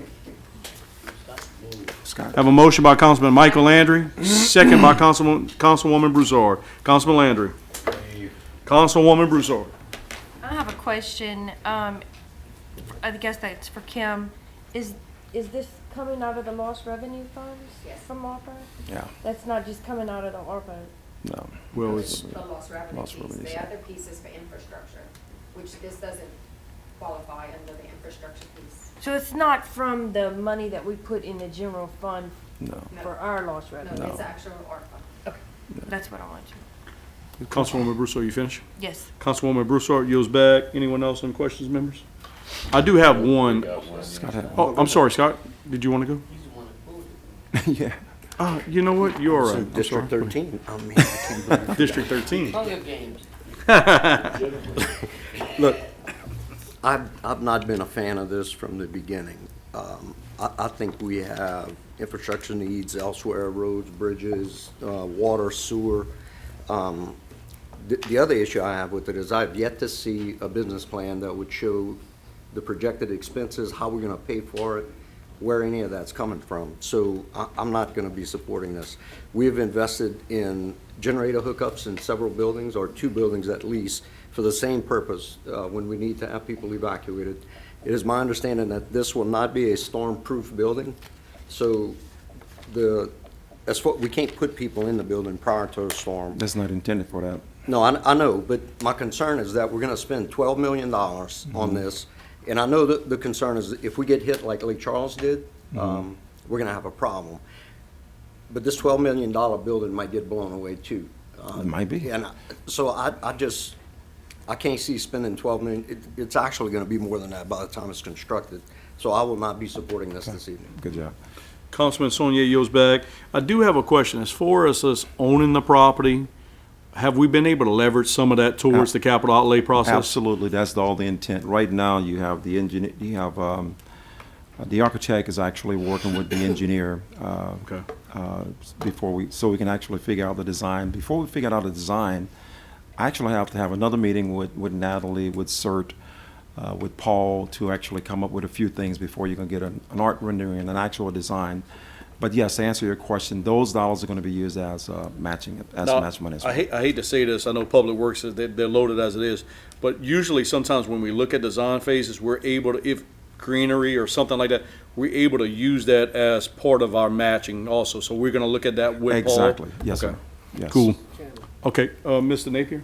So, I mean, Scott brings up a point, I think, that maybe some people are gonna think about, I hate to let what he said just die right I can talk here. about it. Can you explain what the use of the Yes. of the facility? Yes. How we use it and what's, stuff like Yes. that? Yes, absolutely.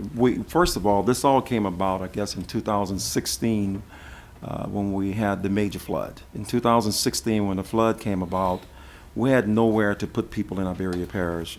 CERT was actually we was using the Sarah Gates facility at the park. And the problem that it always came to me from CERT is that we have no idea how long we're going to be able to keep people over there because it's not our facility. Natalie, you can, anytime you want, jump in. So what we decided to do at that particular time is try to figure out, then COVID hit. And then when COVID hit, it presented a totally different problem. It presented a problem that not only we don't have a facility of our own, we have no way to quarantine people if something would happen. So when COVID hit, I started talking to our congressional delegation, our state delegation, at the same time talking to CERT, trying to find out what it is that we can possibly do. You might remember that we've been trying to get a facility in Iberia Parish for many, many years. Actually, they were trying to get a community center for many, many years, but we couldn't get that. So what we decided to do is try to get an evacuation center that would be used as an evacuation center. However, the way it's designed, it could be used for other things as well in Iberia Parish. So this particular evacuation center, when you walk in, is going to have quarantine rooms on each side. Well, potentially it could be on one side, but the way we talked about doing it, you would have like 3 rooms on one side, 3 rooms on another side, and a whole lot of things that's going to be built on that facility for post-emergencies. And that's the reason we have another meeting next week to get with CERT and with Zach Mitchell, I think with Natalie, and I think, I don't know if she's going to invite Mike Watnell, whatever the case is, but we still have some things that we have to do. This is a big deal for Iberia Parish. We have to, at some point in time, and you're right, Scott, if a tornado come or a hurricane come, it can wipe out everything we have in Iberia Parish. But we hope that if it don't, we have a place for people to go in a case like in the area that you're representing right now, when you have a simple flood. We have to get those people from Delcom somewhere to stay. So we simply we're not trying to do anything but trying to help the people. We have $9 million that we were fortunate enough to get our state senator, Alain, to give to us to build this thing. And we have a match that comes from, and another thing we need to talk about here is none of these dollars are coming from Iberia Parish.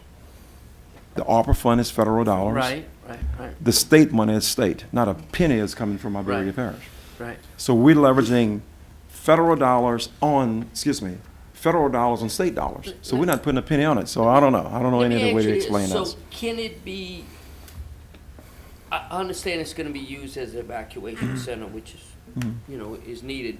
Can it, like when none of that's going on? It's gonna be used living for- a good life, that- can it be rented out? Yeah, but Mike, listen to me, Mike. Yes, Brian, yes, it can, but I'm trying not to say all of that right here, No, if we okay, can. okay. But it can, so it's got multiple. Multiple use. Yeah. Also a use for where Waterworks, of course, they were looking at trying to build a facility as an office for people to go pay their bills. They can actually use I that got you. facility as well. Okay. So there's a lot more going on, but that's where we're And at. I think, Larry, you told me to interject when I could. The term evacuation center might be throwing some people off Mhm. because it's not just a place to get people to evacuate them. We do not open shelters pre-storm. Right. I mean, Right. we just can't.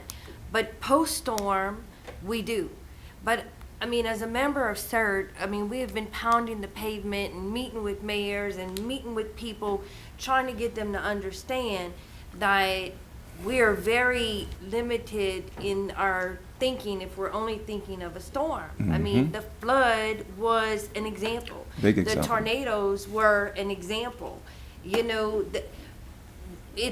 It's a train place. derailment. Hey, there you go. The- Yeah. Yes, Yeah. I mean, we're not talking about just a storm. We're Right. talking about any kind of disaster where can we put our people? Yes, Gotcha. we did install transfer switches at 2 buildings. Right. Knowing that neither one of those buildings are ideal, but they're better than the option that we have right now.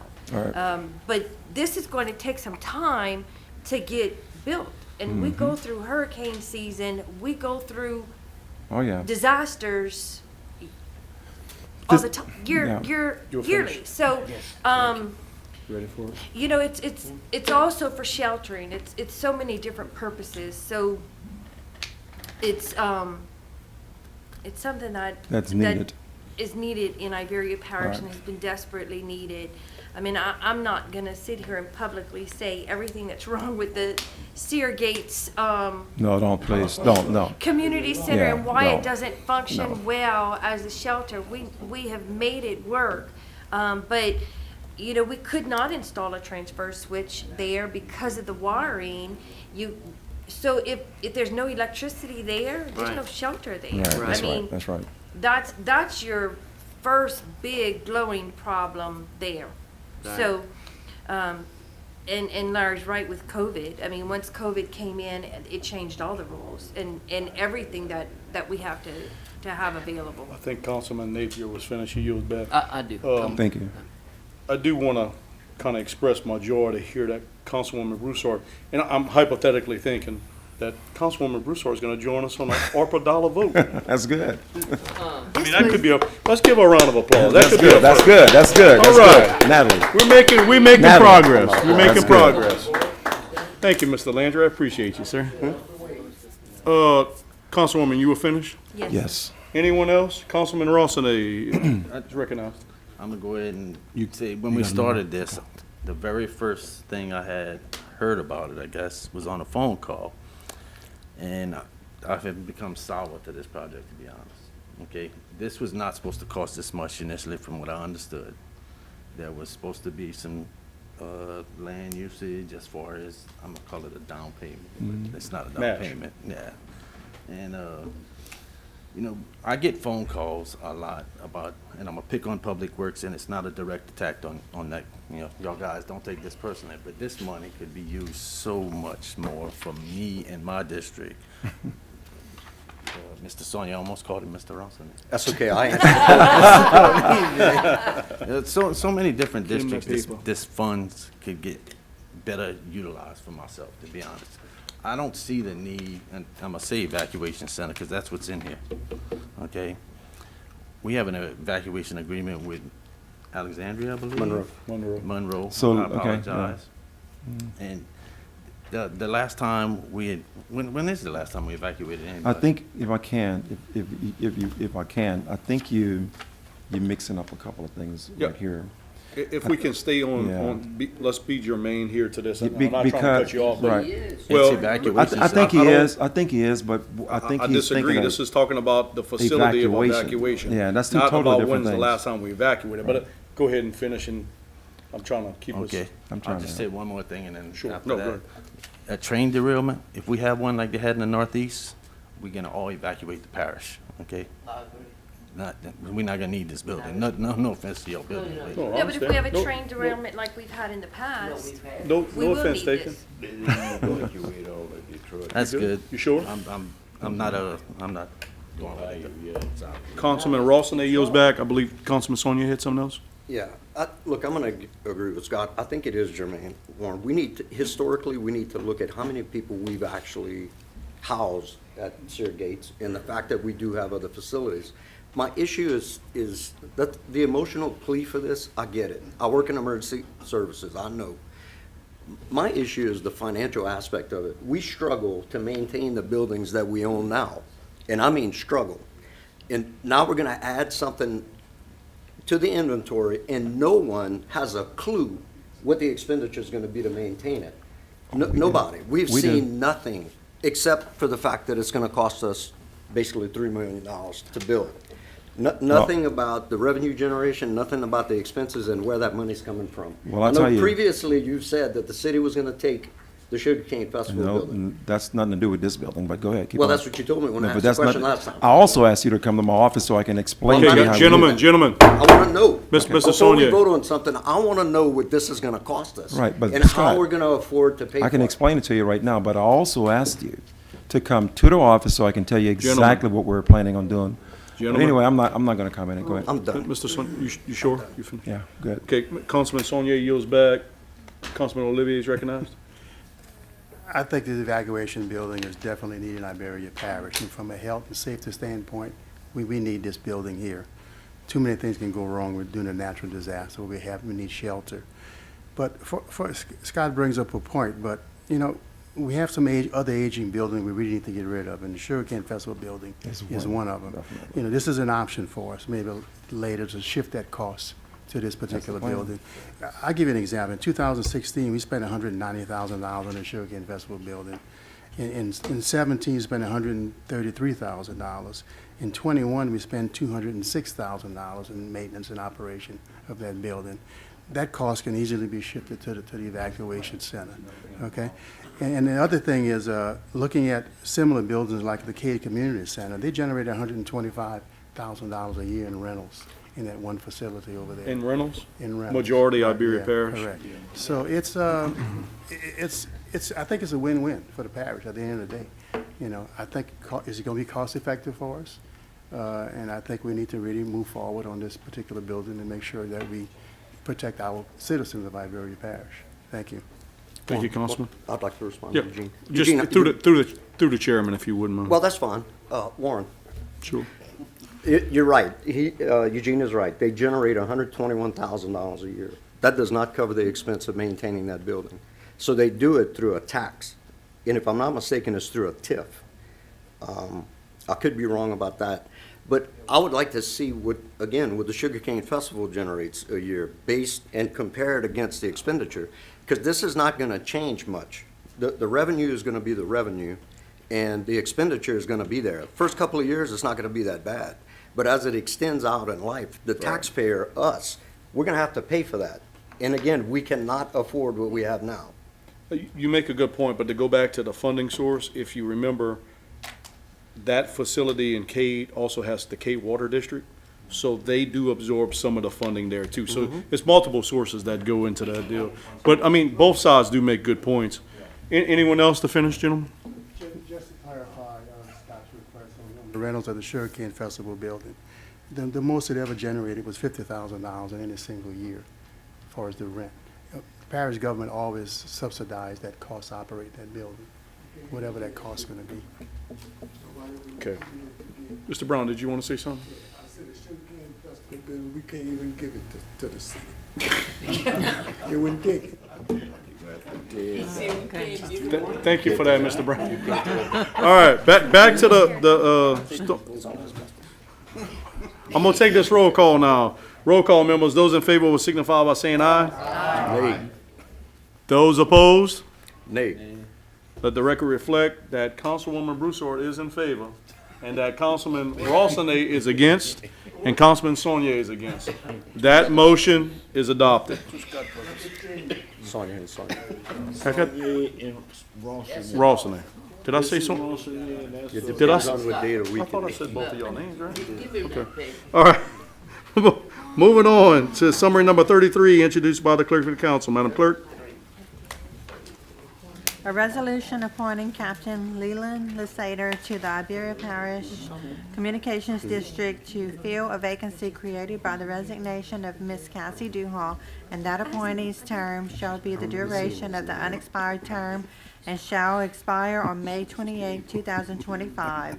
Note, this item was tabled from the February 8, 2023 Iberia Parish Council meeting. Members, before we ask you to remove from the table, I don't believe the members, the person applying is here. So before we do that, I'd ask that you fill it first, allow the clerks to get with them, make sure that they come, and then we can remove it at another date. Is that okay with the clerk? Is that okay with everybody? So I'll need a motion to remove from the table. Have a motion by Councilman Napier and a second by Councilman Trahone. Any discussion on the removal of the table? Hearing none, roll call, members. Those in favor will signify by saying aye. Aye. Wait, members. Let's take a step back before. Remember, I'd ask that if if you could fail the motion to remove from the table, Yeah, I wasn't so that, okay, thank you. Let's try that one more time, I apologize. Did you reconsider that, okay, Mr. Trunhall reconsidered that. He was on the prevailing side. I'll need a motion to remove from the table, have by Mr. Trunhall and by Mr. Napier. Roll call, members. Those in favor will signify by saying aye. Those opposed? At some point, we're gonna get this right, members. It seems like the nays have it, and that motion carries. Summary number 33 is not removed from the table. Moving on to summary number 42, I think it's the storm building. I really think it is. Summary number 42, introduced by the Fire Protection District, number 1. Madam Clerk? A resolution amending the 2023 Fire Protection District Number 1 fund budget in the amount of $8,500 to provide additional funding for repairs to tanker 212, all to be funded from the fund balance previous years. Do you have a motion? Motion by Councilman Montreal, second by Councilman Olivier. Councilman Montreal, discussion. Councilman Olivier. We need to keep them things on the road. Any main motion discussion, members? Hearing none, roll call. Those in favor will signify by saying aye. Aye. Those opposed? Hearing no opposition, the ayes have it, and the motion carries unanimously. Moving on to summary number 43, introduced by Public Library. Madam Clerk? Okay. A resolution amending the 2023 Public Library fund budget in the amount of $240,000 to provide funding for architectural service and roof replacement at the main library, all to be funded from the fund balance previous years. I have a motion by Councilman Napier, second by Councilman Michael Landry. Councilman Napier on discussion. Thank you, Mr. Chairman. So, Marcus Broussard and I went and met with Miss Kathy. Bo was there, and Mr. Gesser. And we talked about what, and y'all were here 2 weeks ago when we talked about what they wanted to do with that 240. So Marcus and I got up on the roof, took some pictures. We oh, you got them? Mm-hmm. Are they on there? Well, we professionals, so yeah. There's like 12 of them. You want Okay. to see them all? Did you want to go ahead and explain them? So okay, well, right here, okay, that's the very top. That's the flat roof. It's in real bad shape. If I understand Mr. Gesser right, he wants to put a coating over that. You could go on, and that's still. So it's not gravel, it's an asphalt layer. To me, it's failing so bad, I'm not so sure that a coating's gonna work on that. Look, I do metal, but I'm gonna get to where I'm going with that. So that definitely, they got leaks all over the place. You could keep going. Huh? Yeah, they got some good air conditioners up there. So you can keep going. So on the sides, Marcus took the pictures. On the sides is where the what's that? That's me on the edge. You jumping? Oh, I was thinking about it. But they have shingles on the sides that are failing, that are cracking, and we think that they're asbestos. Bro, when you say on the side, is it? So if you keep going, that's a dormer. That's copper on there with some type of felt that it has been failing probably for a long time, and they put some type of it's probably been patched time after time after time, and all around that is those shingles, and it's a big area. The thing I'm concerned about with Mr. Gesser proposed changing the cracked ones. So I've worked with asbestos before, and it's very hard. I'm not saying it can't be done, but you go fix one that might be around that dormer, take it out, put it, and then before you get off of it, you might crack another one. So that could, no telling how that could end up. You could keep going. So what I'd like, what I'm working on, I'm trying to get a couple contractors to come in. I talked to Miss Kathy. In my opinion, I think all of that is, those shingles need to be abated, taken out, a new underlayment put on, which is a ice and water shield. Those dormers recovered with with a metal or copper or something like that, and that top should be pulled off and a new, get down to the bare wood and put another type of coating, whatever that might be.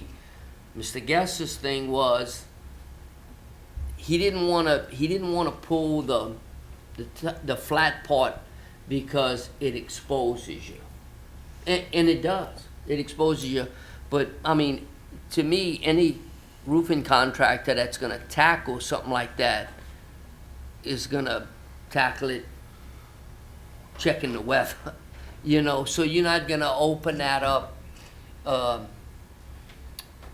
when you got chances of rain anyway.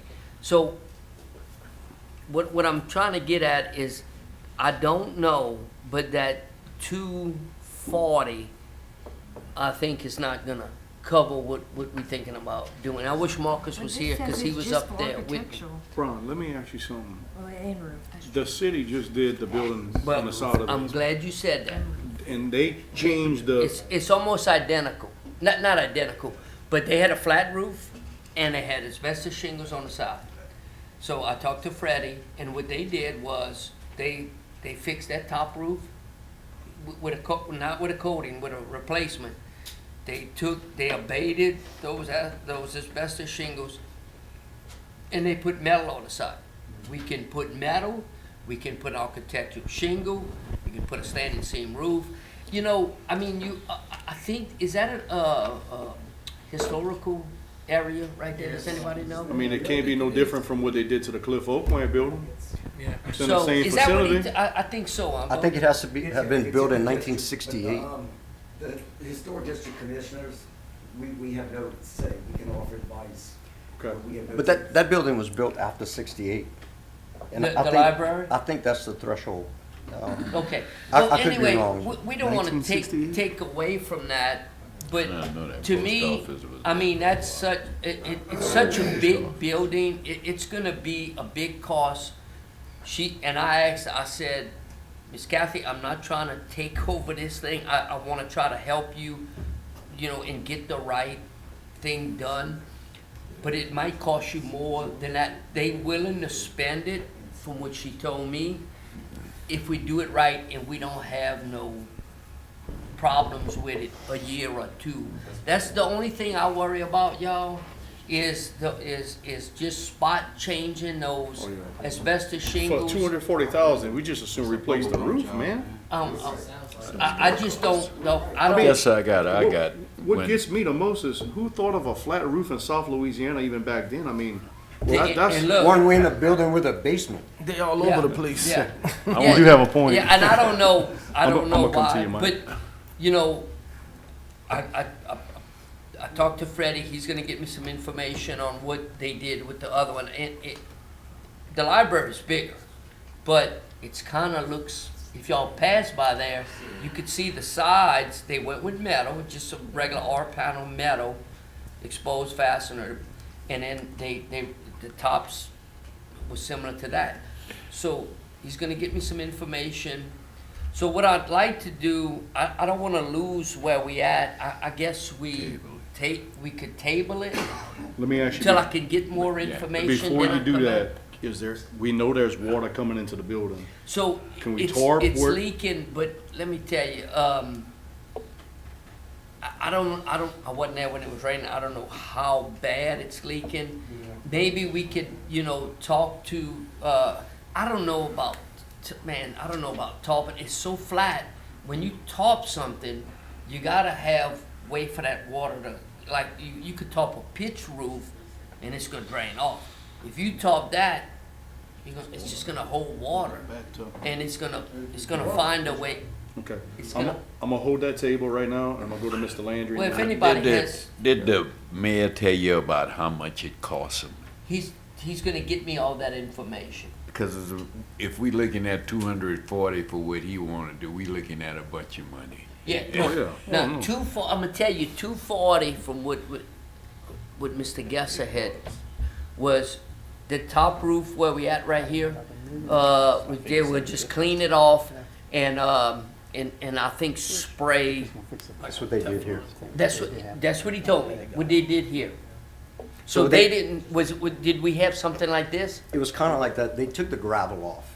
Oh, it's tar and gravel. Yeah, they took the Okay. gravel off and then they sprayed on top of it. So this one here, they gonna clean it off and spray it. So my question is when it adheres, so the good stuff you're spraying is adhering to something like that, which his reaction to that was they're gonna give you a 20-year warranty. I don't know. Just me, y'all. I don't like that idea, but you know. Councilman Landry. No. Wait, I go back. I mean, Okay, Councilwoman Broussard. I just want to say that, you know, we went through the construction of the 2 new libraries with them. I do think they need the help. I think they need the expertise, and I appreciate you helping them. Thank you, Dan. Thank you. Thank you, Councilwoman. Anyone, Councilman Sonia again? I agree with Brian. Look, if those shingles are old and they're cracking, we just shouldn't change the whole thing. Just finish with it. Then we done with it, huh, Larry? I mean, that, They have the funds. and Yeah, they have the funds. She You're right. told me she's got the money, and you know, and I don't know at one point if once we figure out what we're doing, do we need to have an architect on board? If I get 3 bidders, can I get 3 bidders and send them to you, or? Well, the gonna go dollar through amount, Mike. is gonna have to go out. Mike, you're gonna have to have a design I for think that. even the dollar amount will Well, once I dictate whether or get- not Once we have you- an engineer on. Then you put out the public, Yes. I don't know how that works. I just Okay. want to know if You're there's gonna- another picture of Brian in here. If not, I'm sure if you go through it. Brian. you can- Councilman Sonia yields back. Councilman Montran? This for Brian. Brian, what about like if it's leaking that bad? What kind of structural damage they have That's what I to was. deal with? How much more can they wait? You see, so that We need to that get on that you, quick. that you don't know. But look, I walked it. Marcus walked up there with me too, and it doesn't feel like it. I mean, you know, when you got Yeah. when You you feel got the soft spots. right. Did they have You- soft you- spots? They had I some? didn't. You didn't I feel any? walked all around it. Now we didn't walk on asbestos. One more question, Brian. Tyler needs to go Pollard, with you. Mr. Pollard said there wasn't enough weight on the roof. One more question, Brian. Would it be feasible to pitch that roof? So Well, that's what now, this- so look, that's done a lot. Because you're talking about the future But too. exactly, that's done a lot. But you're talking about, you know, so you'd have to take off from right there and build a hip roof Right. over it. That's an option. That's a very good deal. But you're taking away the look of that building totally. Well, if it comes crashing down on people, it don't really matter what it looks like, No, to be honest no, with you, Chad, you're absolutely right. But you know, the look of the building now, you could keep it like it is by changing everything. But if you, and look, that's an excellent point. If you take it and you build that way, you don't have to fool with nothing on that flat roof. You Right. do away you're talking with about it. just pitching it all the way with that Pitching angle? the flat, yeah. And you'd have to come up from where you're at now. You could come in with metal structures that pitch Right. it Or and put wood, it on. or you could put wood. Councilman Montran, you finished? Yes, sir. Anyone else? If we, take the dormers out, that would save any money? Not put that back. So the dormers are, you know, anytime you got something like that, if you're gonna have a leak, that's where you're gonna Yeah, have a leak. that's like Yeah. a sunroof. Now, do they use the dormers? I think it's just a window, you know. And if they covered, I guess that's, I what I don't, was thinking, one wouldn't less wanna leak. be the one to say we take it out the dormers. If I say, okay, look, we can save $100,000 if we take, because I think there's like 6 of them. 3, 4. Anyway, Look, we can look into it. Yeah. Okay, any other main motion discussion? Just, I agree with you, Brian. Should go ahead and just table this and then direct the administration and work with the library. Okay. And get some additional quotes. You on do have a replacing motion on the them. floor to table. Did you want to, no specific date yet? No, I don't want to put no I'm date good. on it. Okay. If I I'm can, good. just leave it You good tabled. with the second? Can I do that? Okay, so I got a motion on the floor to table by Councilman Bruce, Councilman Napier. I think it's important that Brian continue doing what he's doing to try to figure the best option.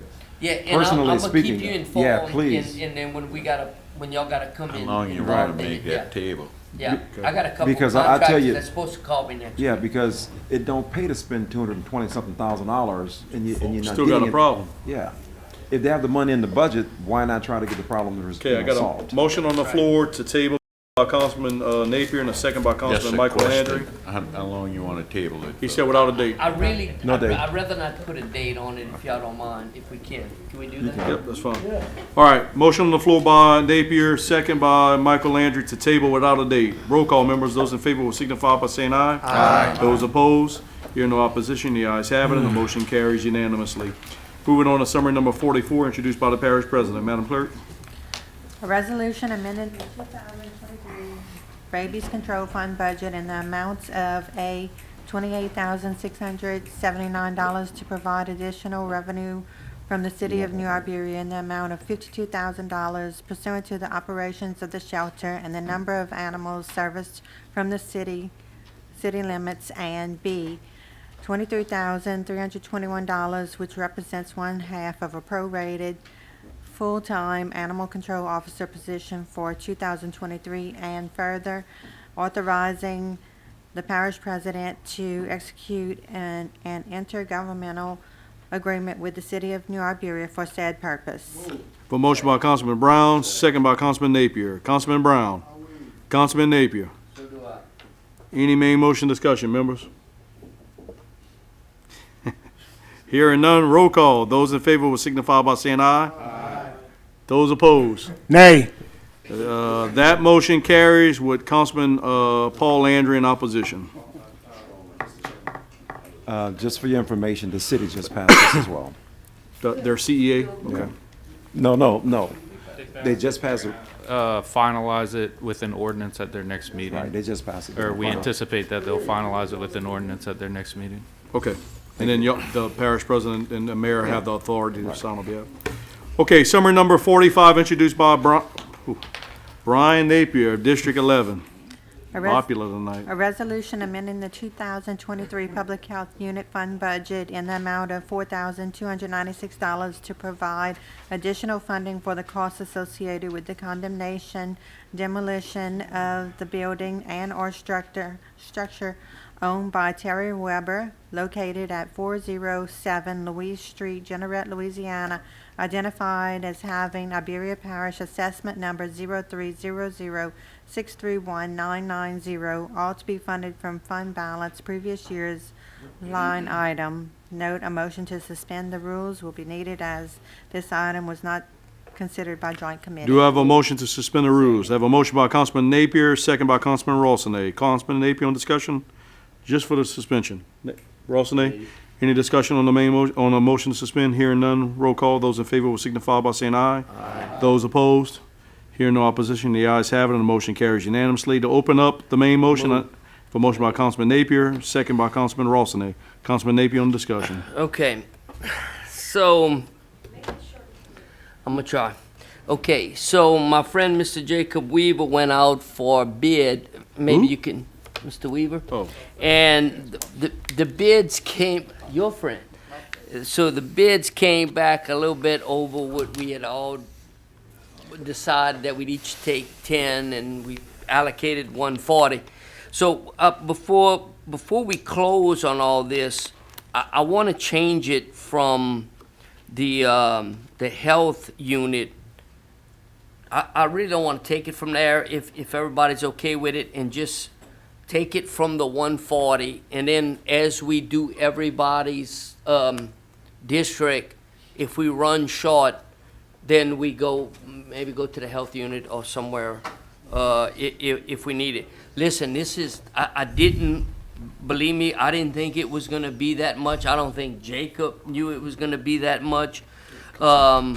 But it ended up being, and Jacob, you could help me out, it ended up being $14,000+. Maybe you can tell us how we got to that. Sounds like Mr. Napier needs to have a hot link sale, huh? Well, whatever I would need, man, I'm telling you, it's time to take that down. I'll Done it 4 years ago, you started trying. Yeah, if we could have got it 4 years ago, I think it'd have Go been ahead, 10. Mr. Weaver. I think a lot of houses in the parish that we'll need to do this with aren't going to cost this much. But we have a situation with a slab, and it is a pretty big house. Right. It's not a bad price. That's the best I can say about it, guys. You know, I mean, if we go out to bid and we add more to the list, I don't know if he's going to come back with a better price or not. You know, he kind of honored somewhat of a number that he had kind of was talking about. Right. And look, I think I've already heard some of the smaller houses that were getting demoed, and they're spending this much, if not more. So the parish is in a good position to be able to get these guys to do it for a good number. I don't think anybody would be able to go tear this house down themselves and get that number. Okay. You know, Councilman Napier yields, Councilman Rosny waves, Councilman Brown on discussion. Is that the complete price, what you said? Yes, sir. That is going to be a fresh site.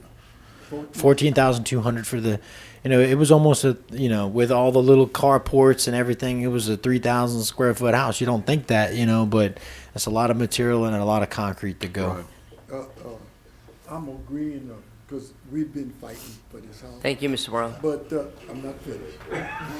Don't But, thank you too soon. But what I'll be willing to do is say I'll give 400 of mine and do the math, and you'll get your money like that. It's actually $330 per district. $330 a part, so since it's $1,300. Yeah, and then that's gonna do it.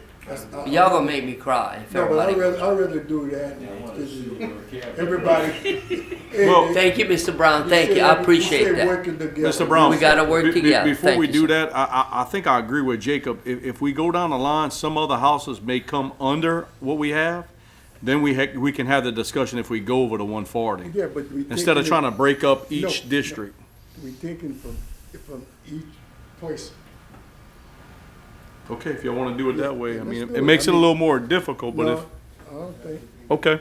Let me hold that if you want to make that a substitute motion. Let me finish the main motion, and we'll come back to that.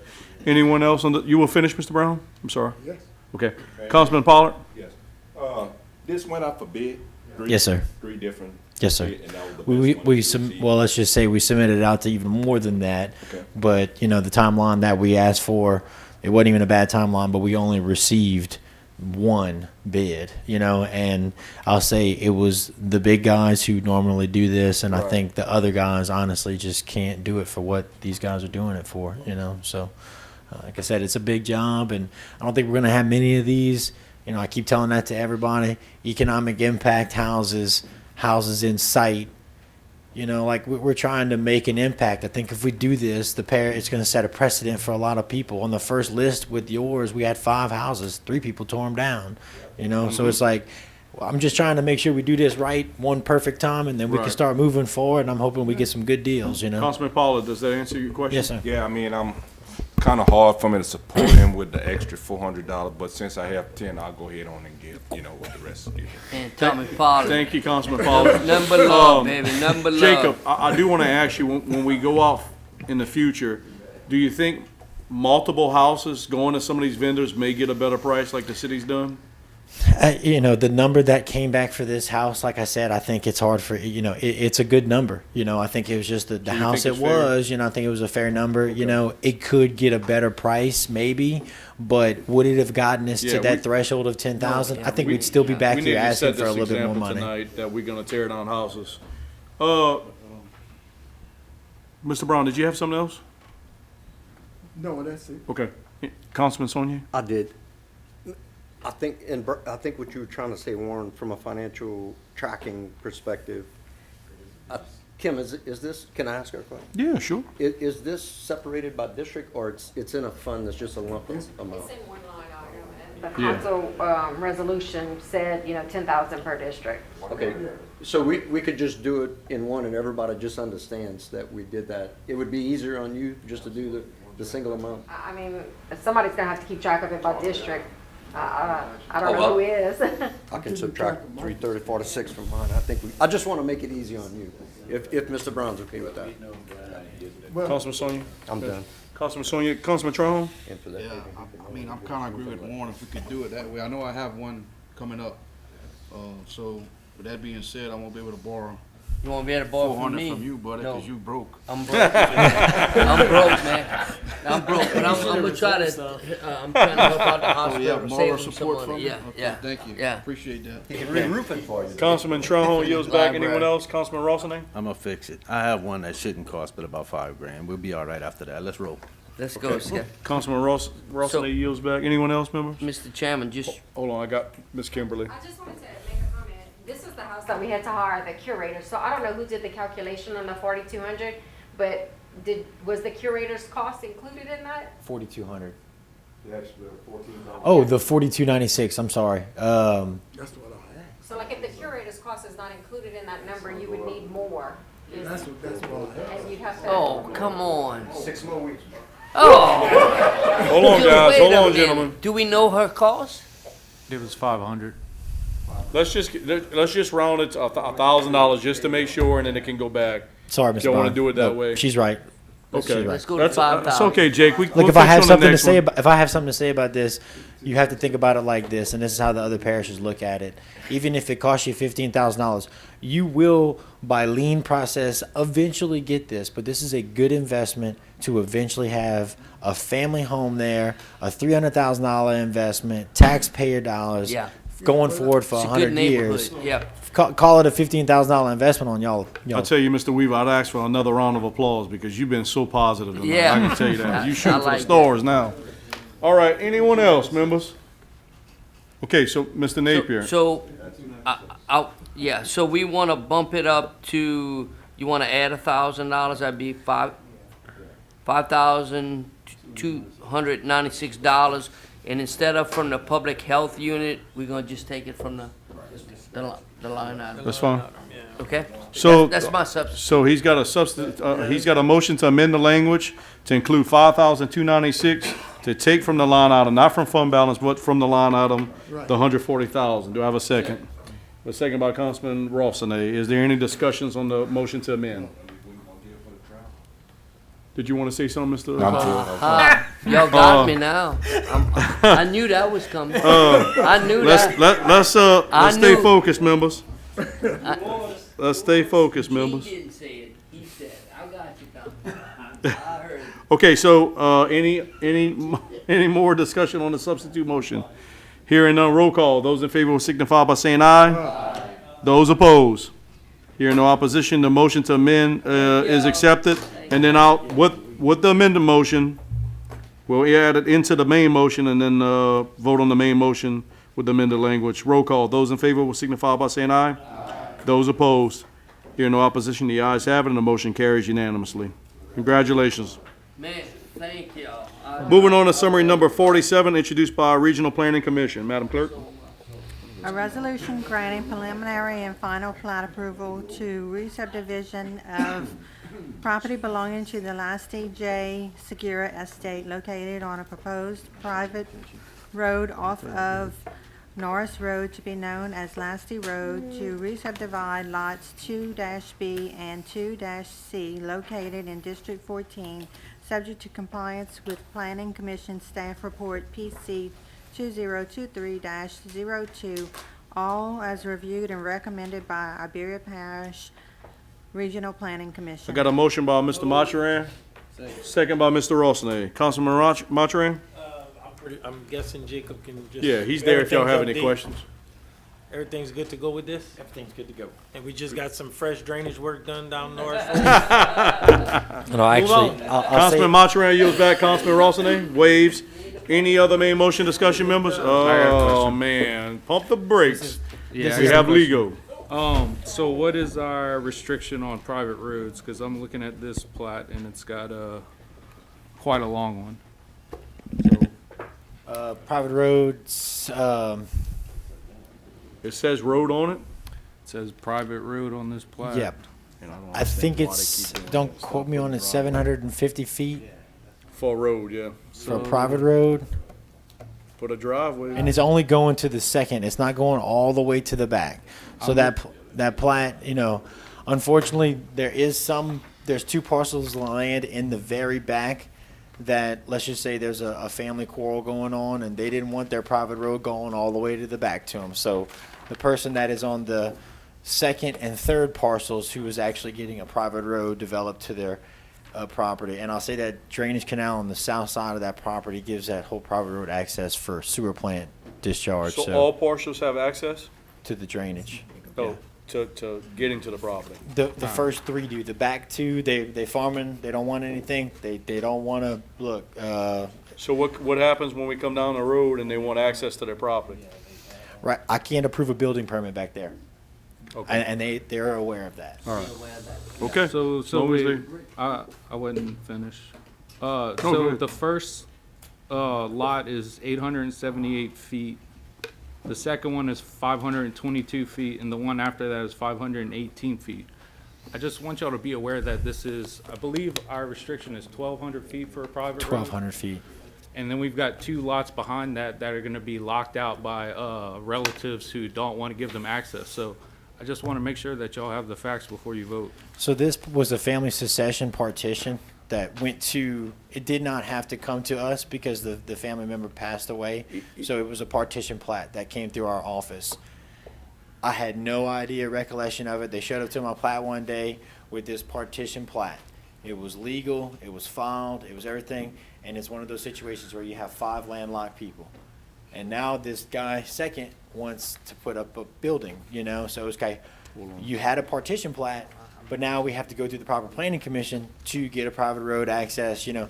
On that plat, they did have right-of-ways on the south side of that property all the way to the back. So state law, they are not landlocked by Ian? state law, you know, so whether I have a private You road concur on it with or that? not, they had a right-of-way. I would have to do some research to concur or disagree with them. Let I don't me- know. Let an me ask answer you, off I the know top it of my says head. road, private road, but a lot of, some of these plats that come that say private drives, tell me the difference between a private drive and a private road. So It's a driveway. So the reason for the restriction is because you have these, you're gonna have, they're not subdividing it for nothing. They've got, looks like there's gonna be 5 lots. Correct.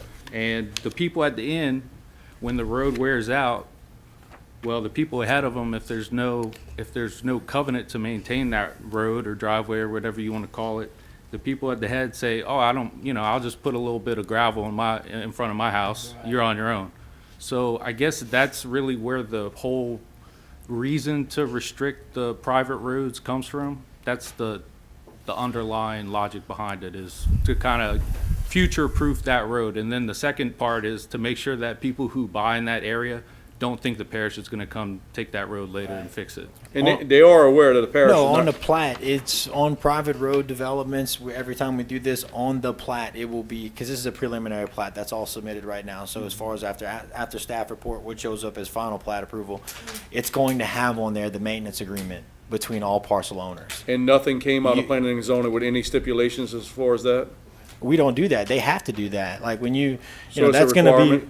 yeah, it's a requirement, and we make them put that on the plat. So due diligence Okay. on the homeowner when they buy the plat, you know, and this is Okay. staying in the family. I think Scott or Mike, one of y'all had one. Huh? Yeah, I wonder if they can sue us, if the people in the back can sue the parish later on because we're not giving them access to that land. They have access. They have a plat right now, before this plat was sent to my office, that has a right of way on it. So they What they're trying to do is to build a 25-foot right of way to some somewhat of a parish standard. That way they can get an address. Now, there's always the pickle of the sewer plant. It's all about the sewer plant. Sewer servitudes down that right of way to get it to the publicly maintained ditch. But I'll say on this development, they're very lucky. They have a public maintained ditch along the whole south side of the property.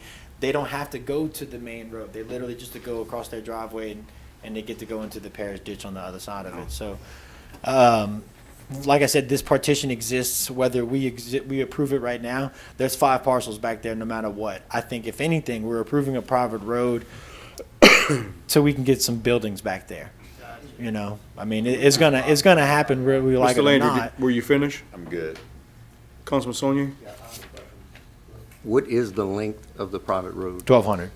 Oh, this one to the back of it, you got me. You got. I'm gonna pull it out. What are they requesting to build? It sounds like 1,200 feet. So, if it does need to be, Yeah. Let's say 522, 518, and 878. so we're at That's- we're at so 18. We're at 1,900 1,800 feet. square feet. And we did this for the. We That's- did this. You know, it should be. It should have a variance for the extension of it. And this is the same thing we did for. What was the private road off of C. Romero Road? Yeah, that was for the Como family and the Tallies. The Tallies. Now, that one was 1,983 square feet. I mean, length. But you that know. wasn't a road. That was a That's a drive. private road. That's That was a same driveway, thing. yeah. Private road. That was a private road. This is a private road. We approved it at 1,900. We had that big old powwow, and look, What do we do? Do we create the variance tonight, amend it to include the variance? yes, or it goes back to us. Let me make sure I got all the main motion done. Anybody else want to comment before we go further? Did you want to finish? Yeah, I'm gonna finish. I'm just curious, like, we have these things on the books, but it seems that when it's comfortable, we will grant a variance. I mean, 1,900 feet is a far cry from 750. I mean. I said 750. It was 1,200, but what we have to, what we have here is 5 parcels, whether we like it or not. Agricultural land that is trying to get to some sort of parish standard to where we're going to allow them to build a house. Right now, we're telling them no house, no matter what. If we don't approve it. Correct. They come to my office for permitting and I go, how you getting your sewer plant to the front? How you doing these things? But, they have a private drive with a right of way. They almost already could come to me, but Right. it's nice that they come here and try to put a name on it. I think we're going through the proper of getting addressing, making sure servitudes are met, making sure the right of way is a Right. certain width so they can get an emergency truck down there. It's not a maintained drive, but we got to be able to get a truck down it. That's the Councilman only Sonia, reason you why we finished, say bud? 25 feet wide. Y'all get? Councilman Landry again? Zone? Any flood zone is in? No, sir. Councilman Landry yields back. Councilwoman Broussard is recognized. Is this private road on the same area where the right-of-way was?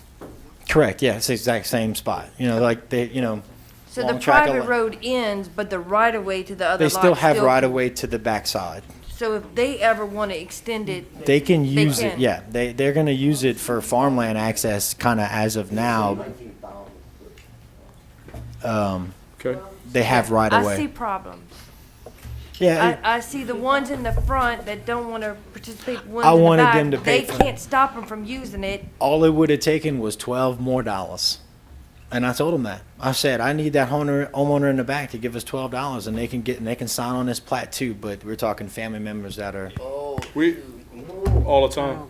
So I can't tell the person in the back. I'm coming to you. You Councilwoman got to Broussard, have you this finished? private road. They have the right of way to the. They still have, The, they the they right get of to way is use the there. private They can road. use that road, whether we approve the road or not. They have a right of way Right. on that first partition plat that was filed at the secession. Councilwoman Broussard yields back. Councilman Sonia again. Yeah, so if we're gonna go with 1,900 feet, I think there's an ordinance that says if we have a dead-end parish road, I think the maximum on that is 1,500 before you have to have a turnaround. So when we talk about emergency vehicles, we don't want these vehicles backing up 1,900 feet. So what is the stipulation? Are there T turnarounds? Is there a round? I mean, what's gonna happen? Everybody uses driveways, so we're talking about building a public road. We got standards on turnarounds. When we talk about a private road, it's kind of a. So are you the gonna expectation are you gonna that's put a being cul-de-sac set at the is where back, the problem's at. sir? The expectation is the problem. So these people are they're gonna think that fire trucks and all that are gonna be able to readily move up and down that road, and they're not, without turnarounds and all that. I just think that, again, we have something on the books, and for whatever reason, just make it 1,900 feet, if that's what it's gonna be, if we're gonna keep doing that. Yeah. But there's some, I'm with Natalie, there's gonna be some problems with this. Councilman Sonia yields back. All right, so at this point is you're requesting the council to amend this with a variance for the driveway. Yes, sir. At this point, is there any motions to amend? I have a motion by, I have a motion by, substitute motion by Councilman Mathurin to, create the variance with the main motion. Is there a second? Second by Councilman Landry. Any discussion on the variance, members? Hearing none, roll call. Those in favor will signify by saying aye. Aye. Those opposed? Nay. Okay, put your hands up, the nays. I have in opposition Councilman Brown, Councilman Saulnier. That motion to, the substitute motion is adopted. Now back to the main motion with the amended language. Roll call. Those in favor will signify by saying aye. Aye. Those opposed? That motion carries. Thank you, Mr. Weaver. Moving on, ordinances introduced for publication. Summary number 5240, just for publication purposes, introduced by Regional Planning Commission. Madam Clerk. An ordinance approving the reclassification request for the property of Barrett Land LLC located at the corner of Lauraville Road, LA 86, and Emile Barrett Road, LA 1395, with said parcel being zoned from R2 mixed residential to C2 general business, subject to compliance with zoning commission staff report ZC 2023-0001 located in District 8, all as reviewed and recommended by Iberia Parish Regional Planning Commission. That was just read for publication purposes. Just to remind the general public that our next meeting is March 15th and that adjudicated properties are still available on CivicSource at iberiaparishgovernment.com. I need a motion to adjourn. Motion by Councilman Pollard, second by Councilman Brown. Roll call. Aye. Aye. Those opposed? Hearing no opposition, the ayes have it, and we're adjourned.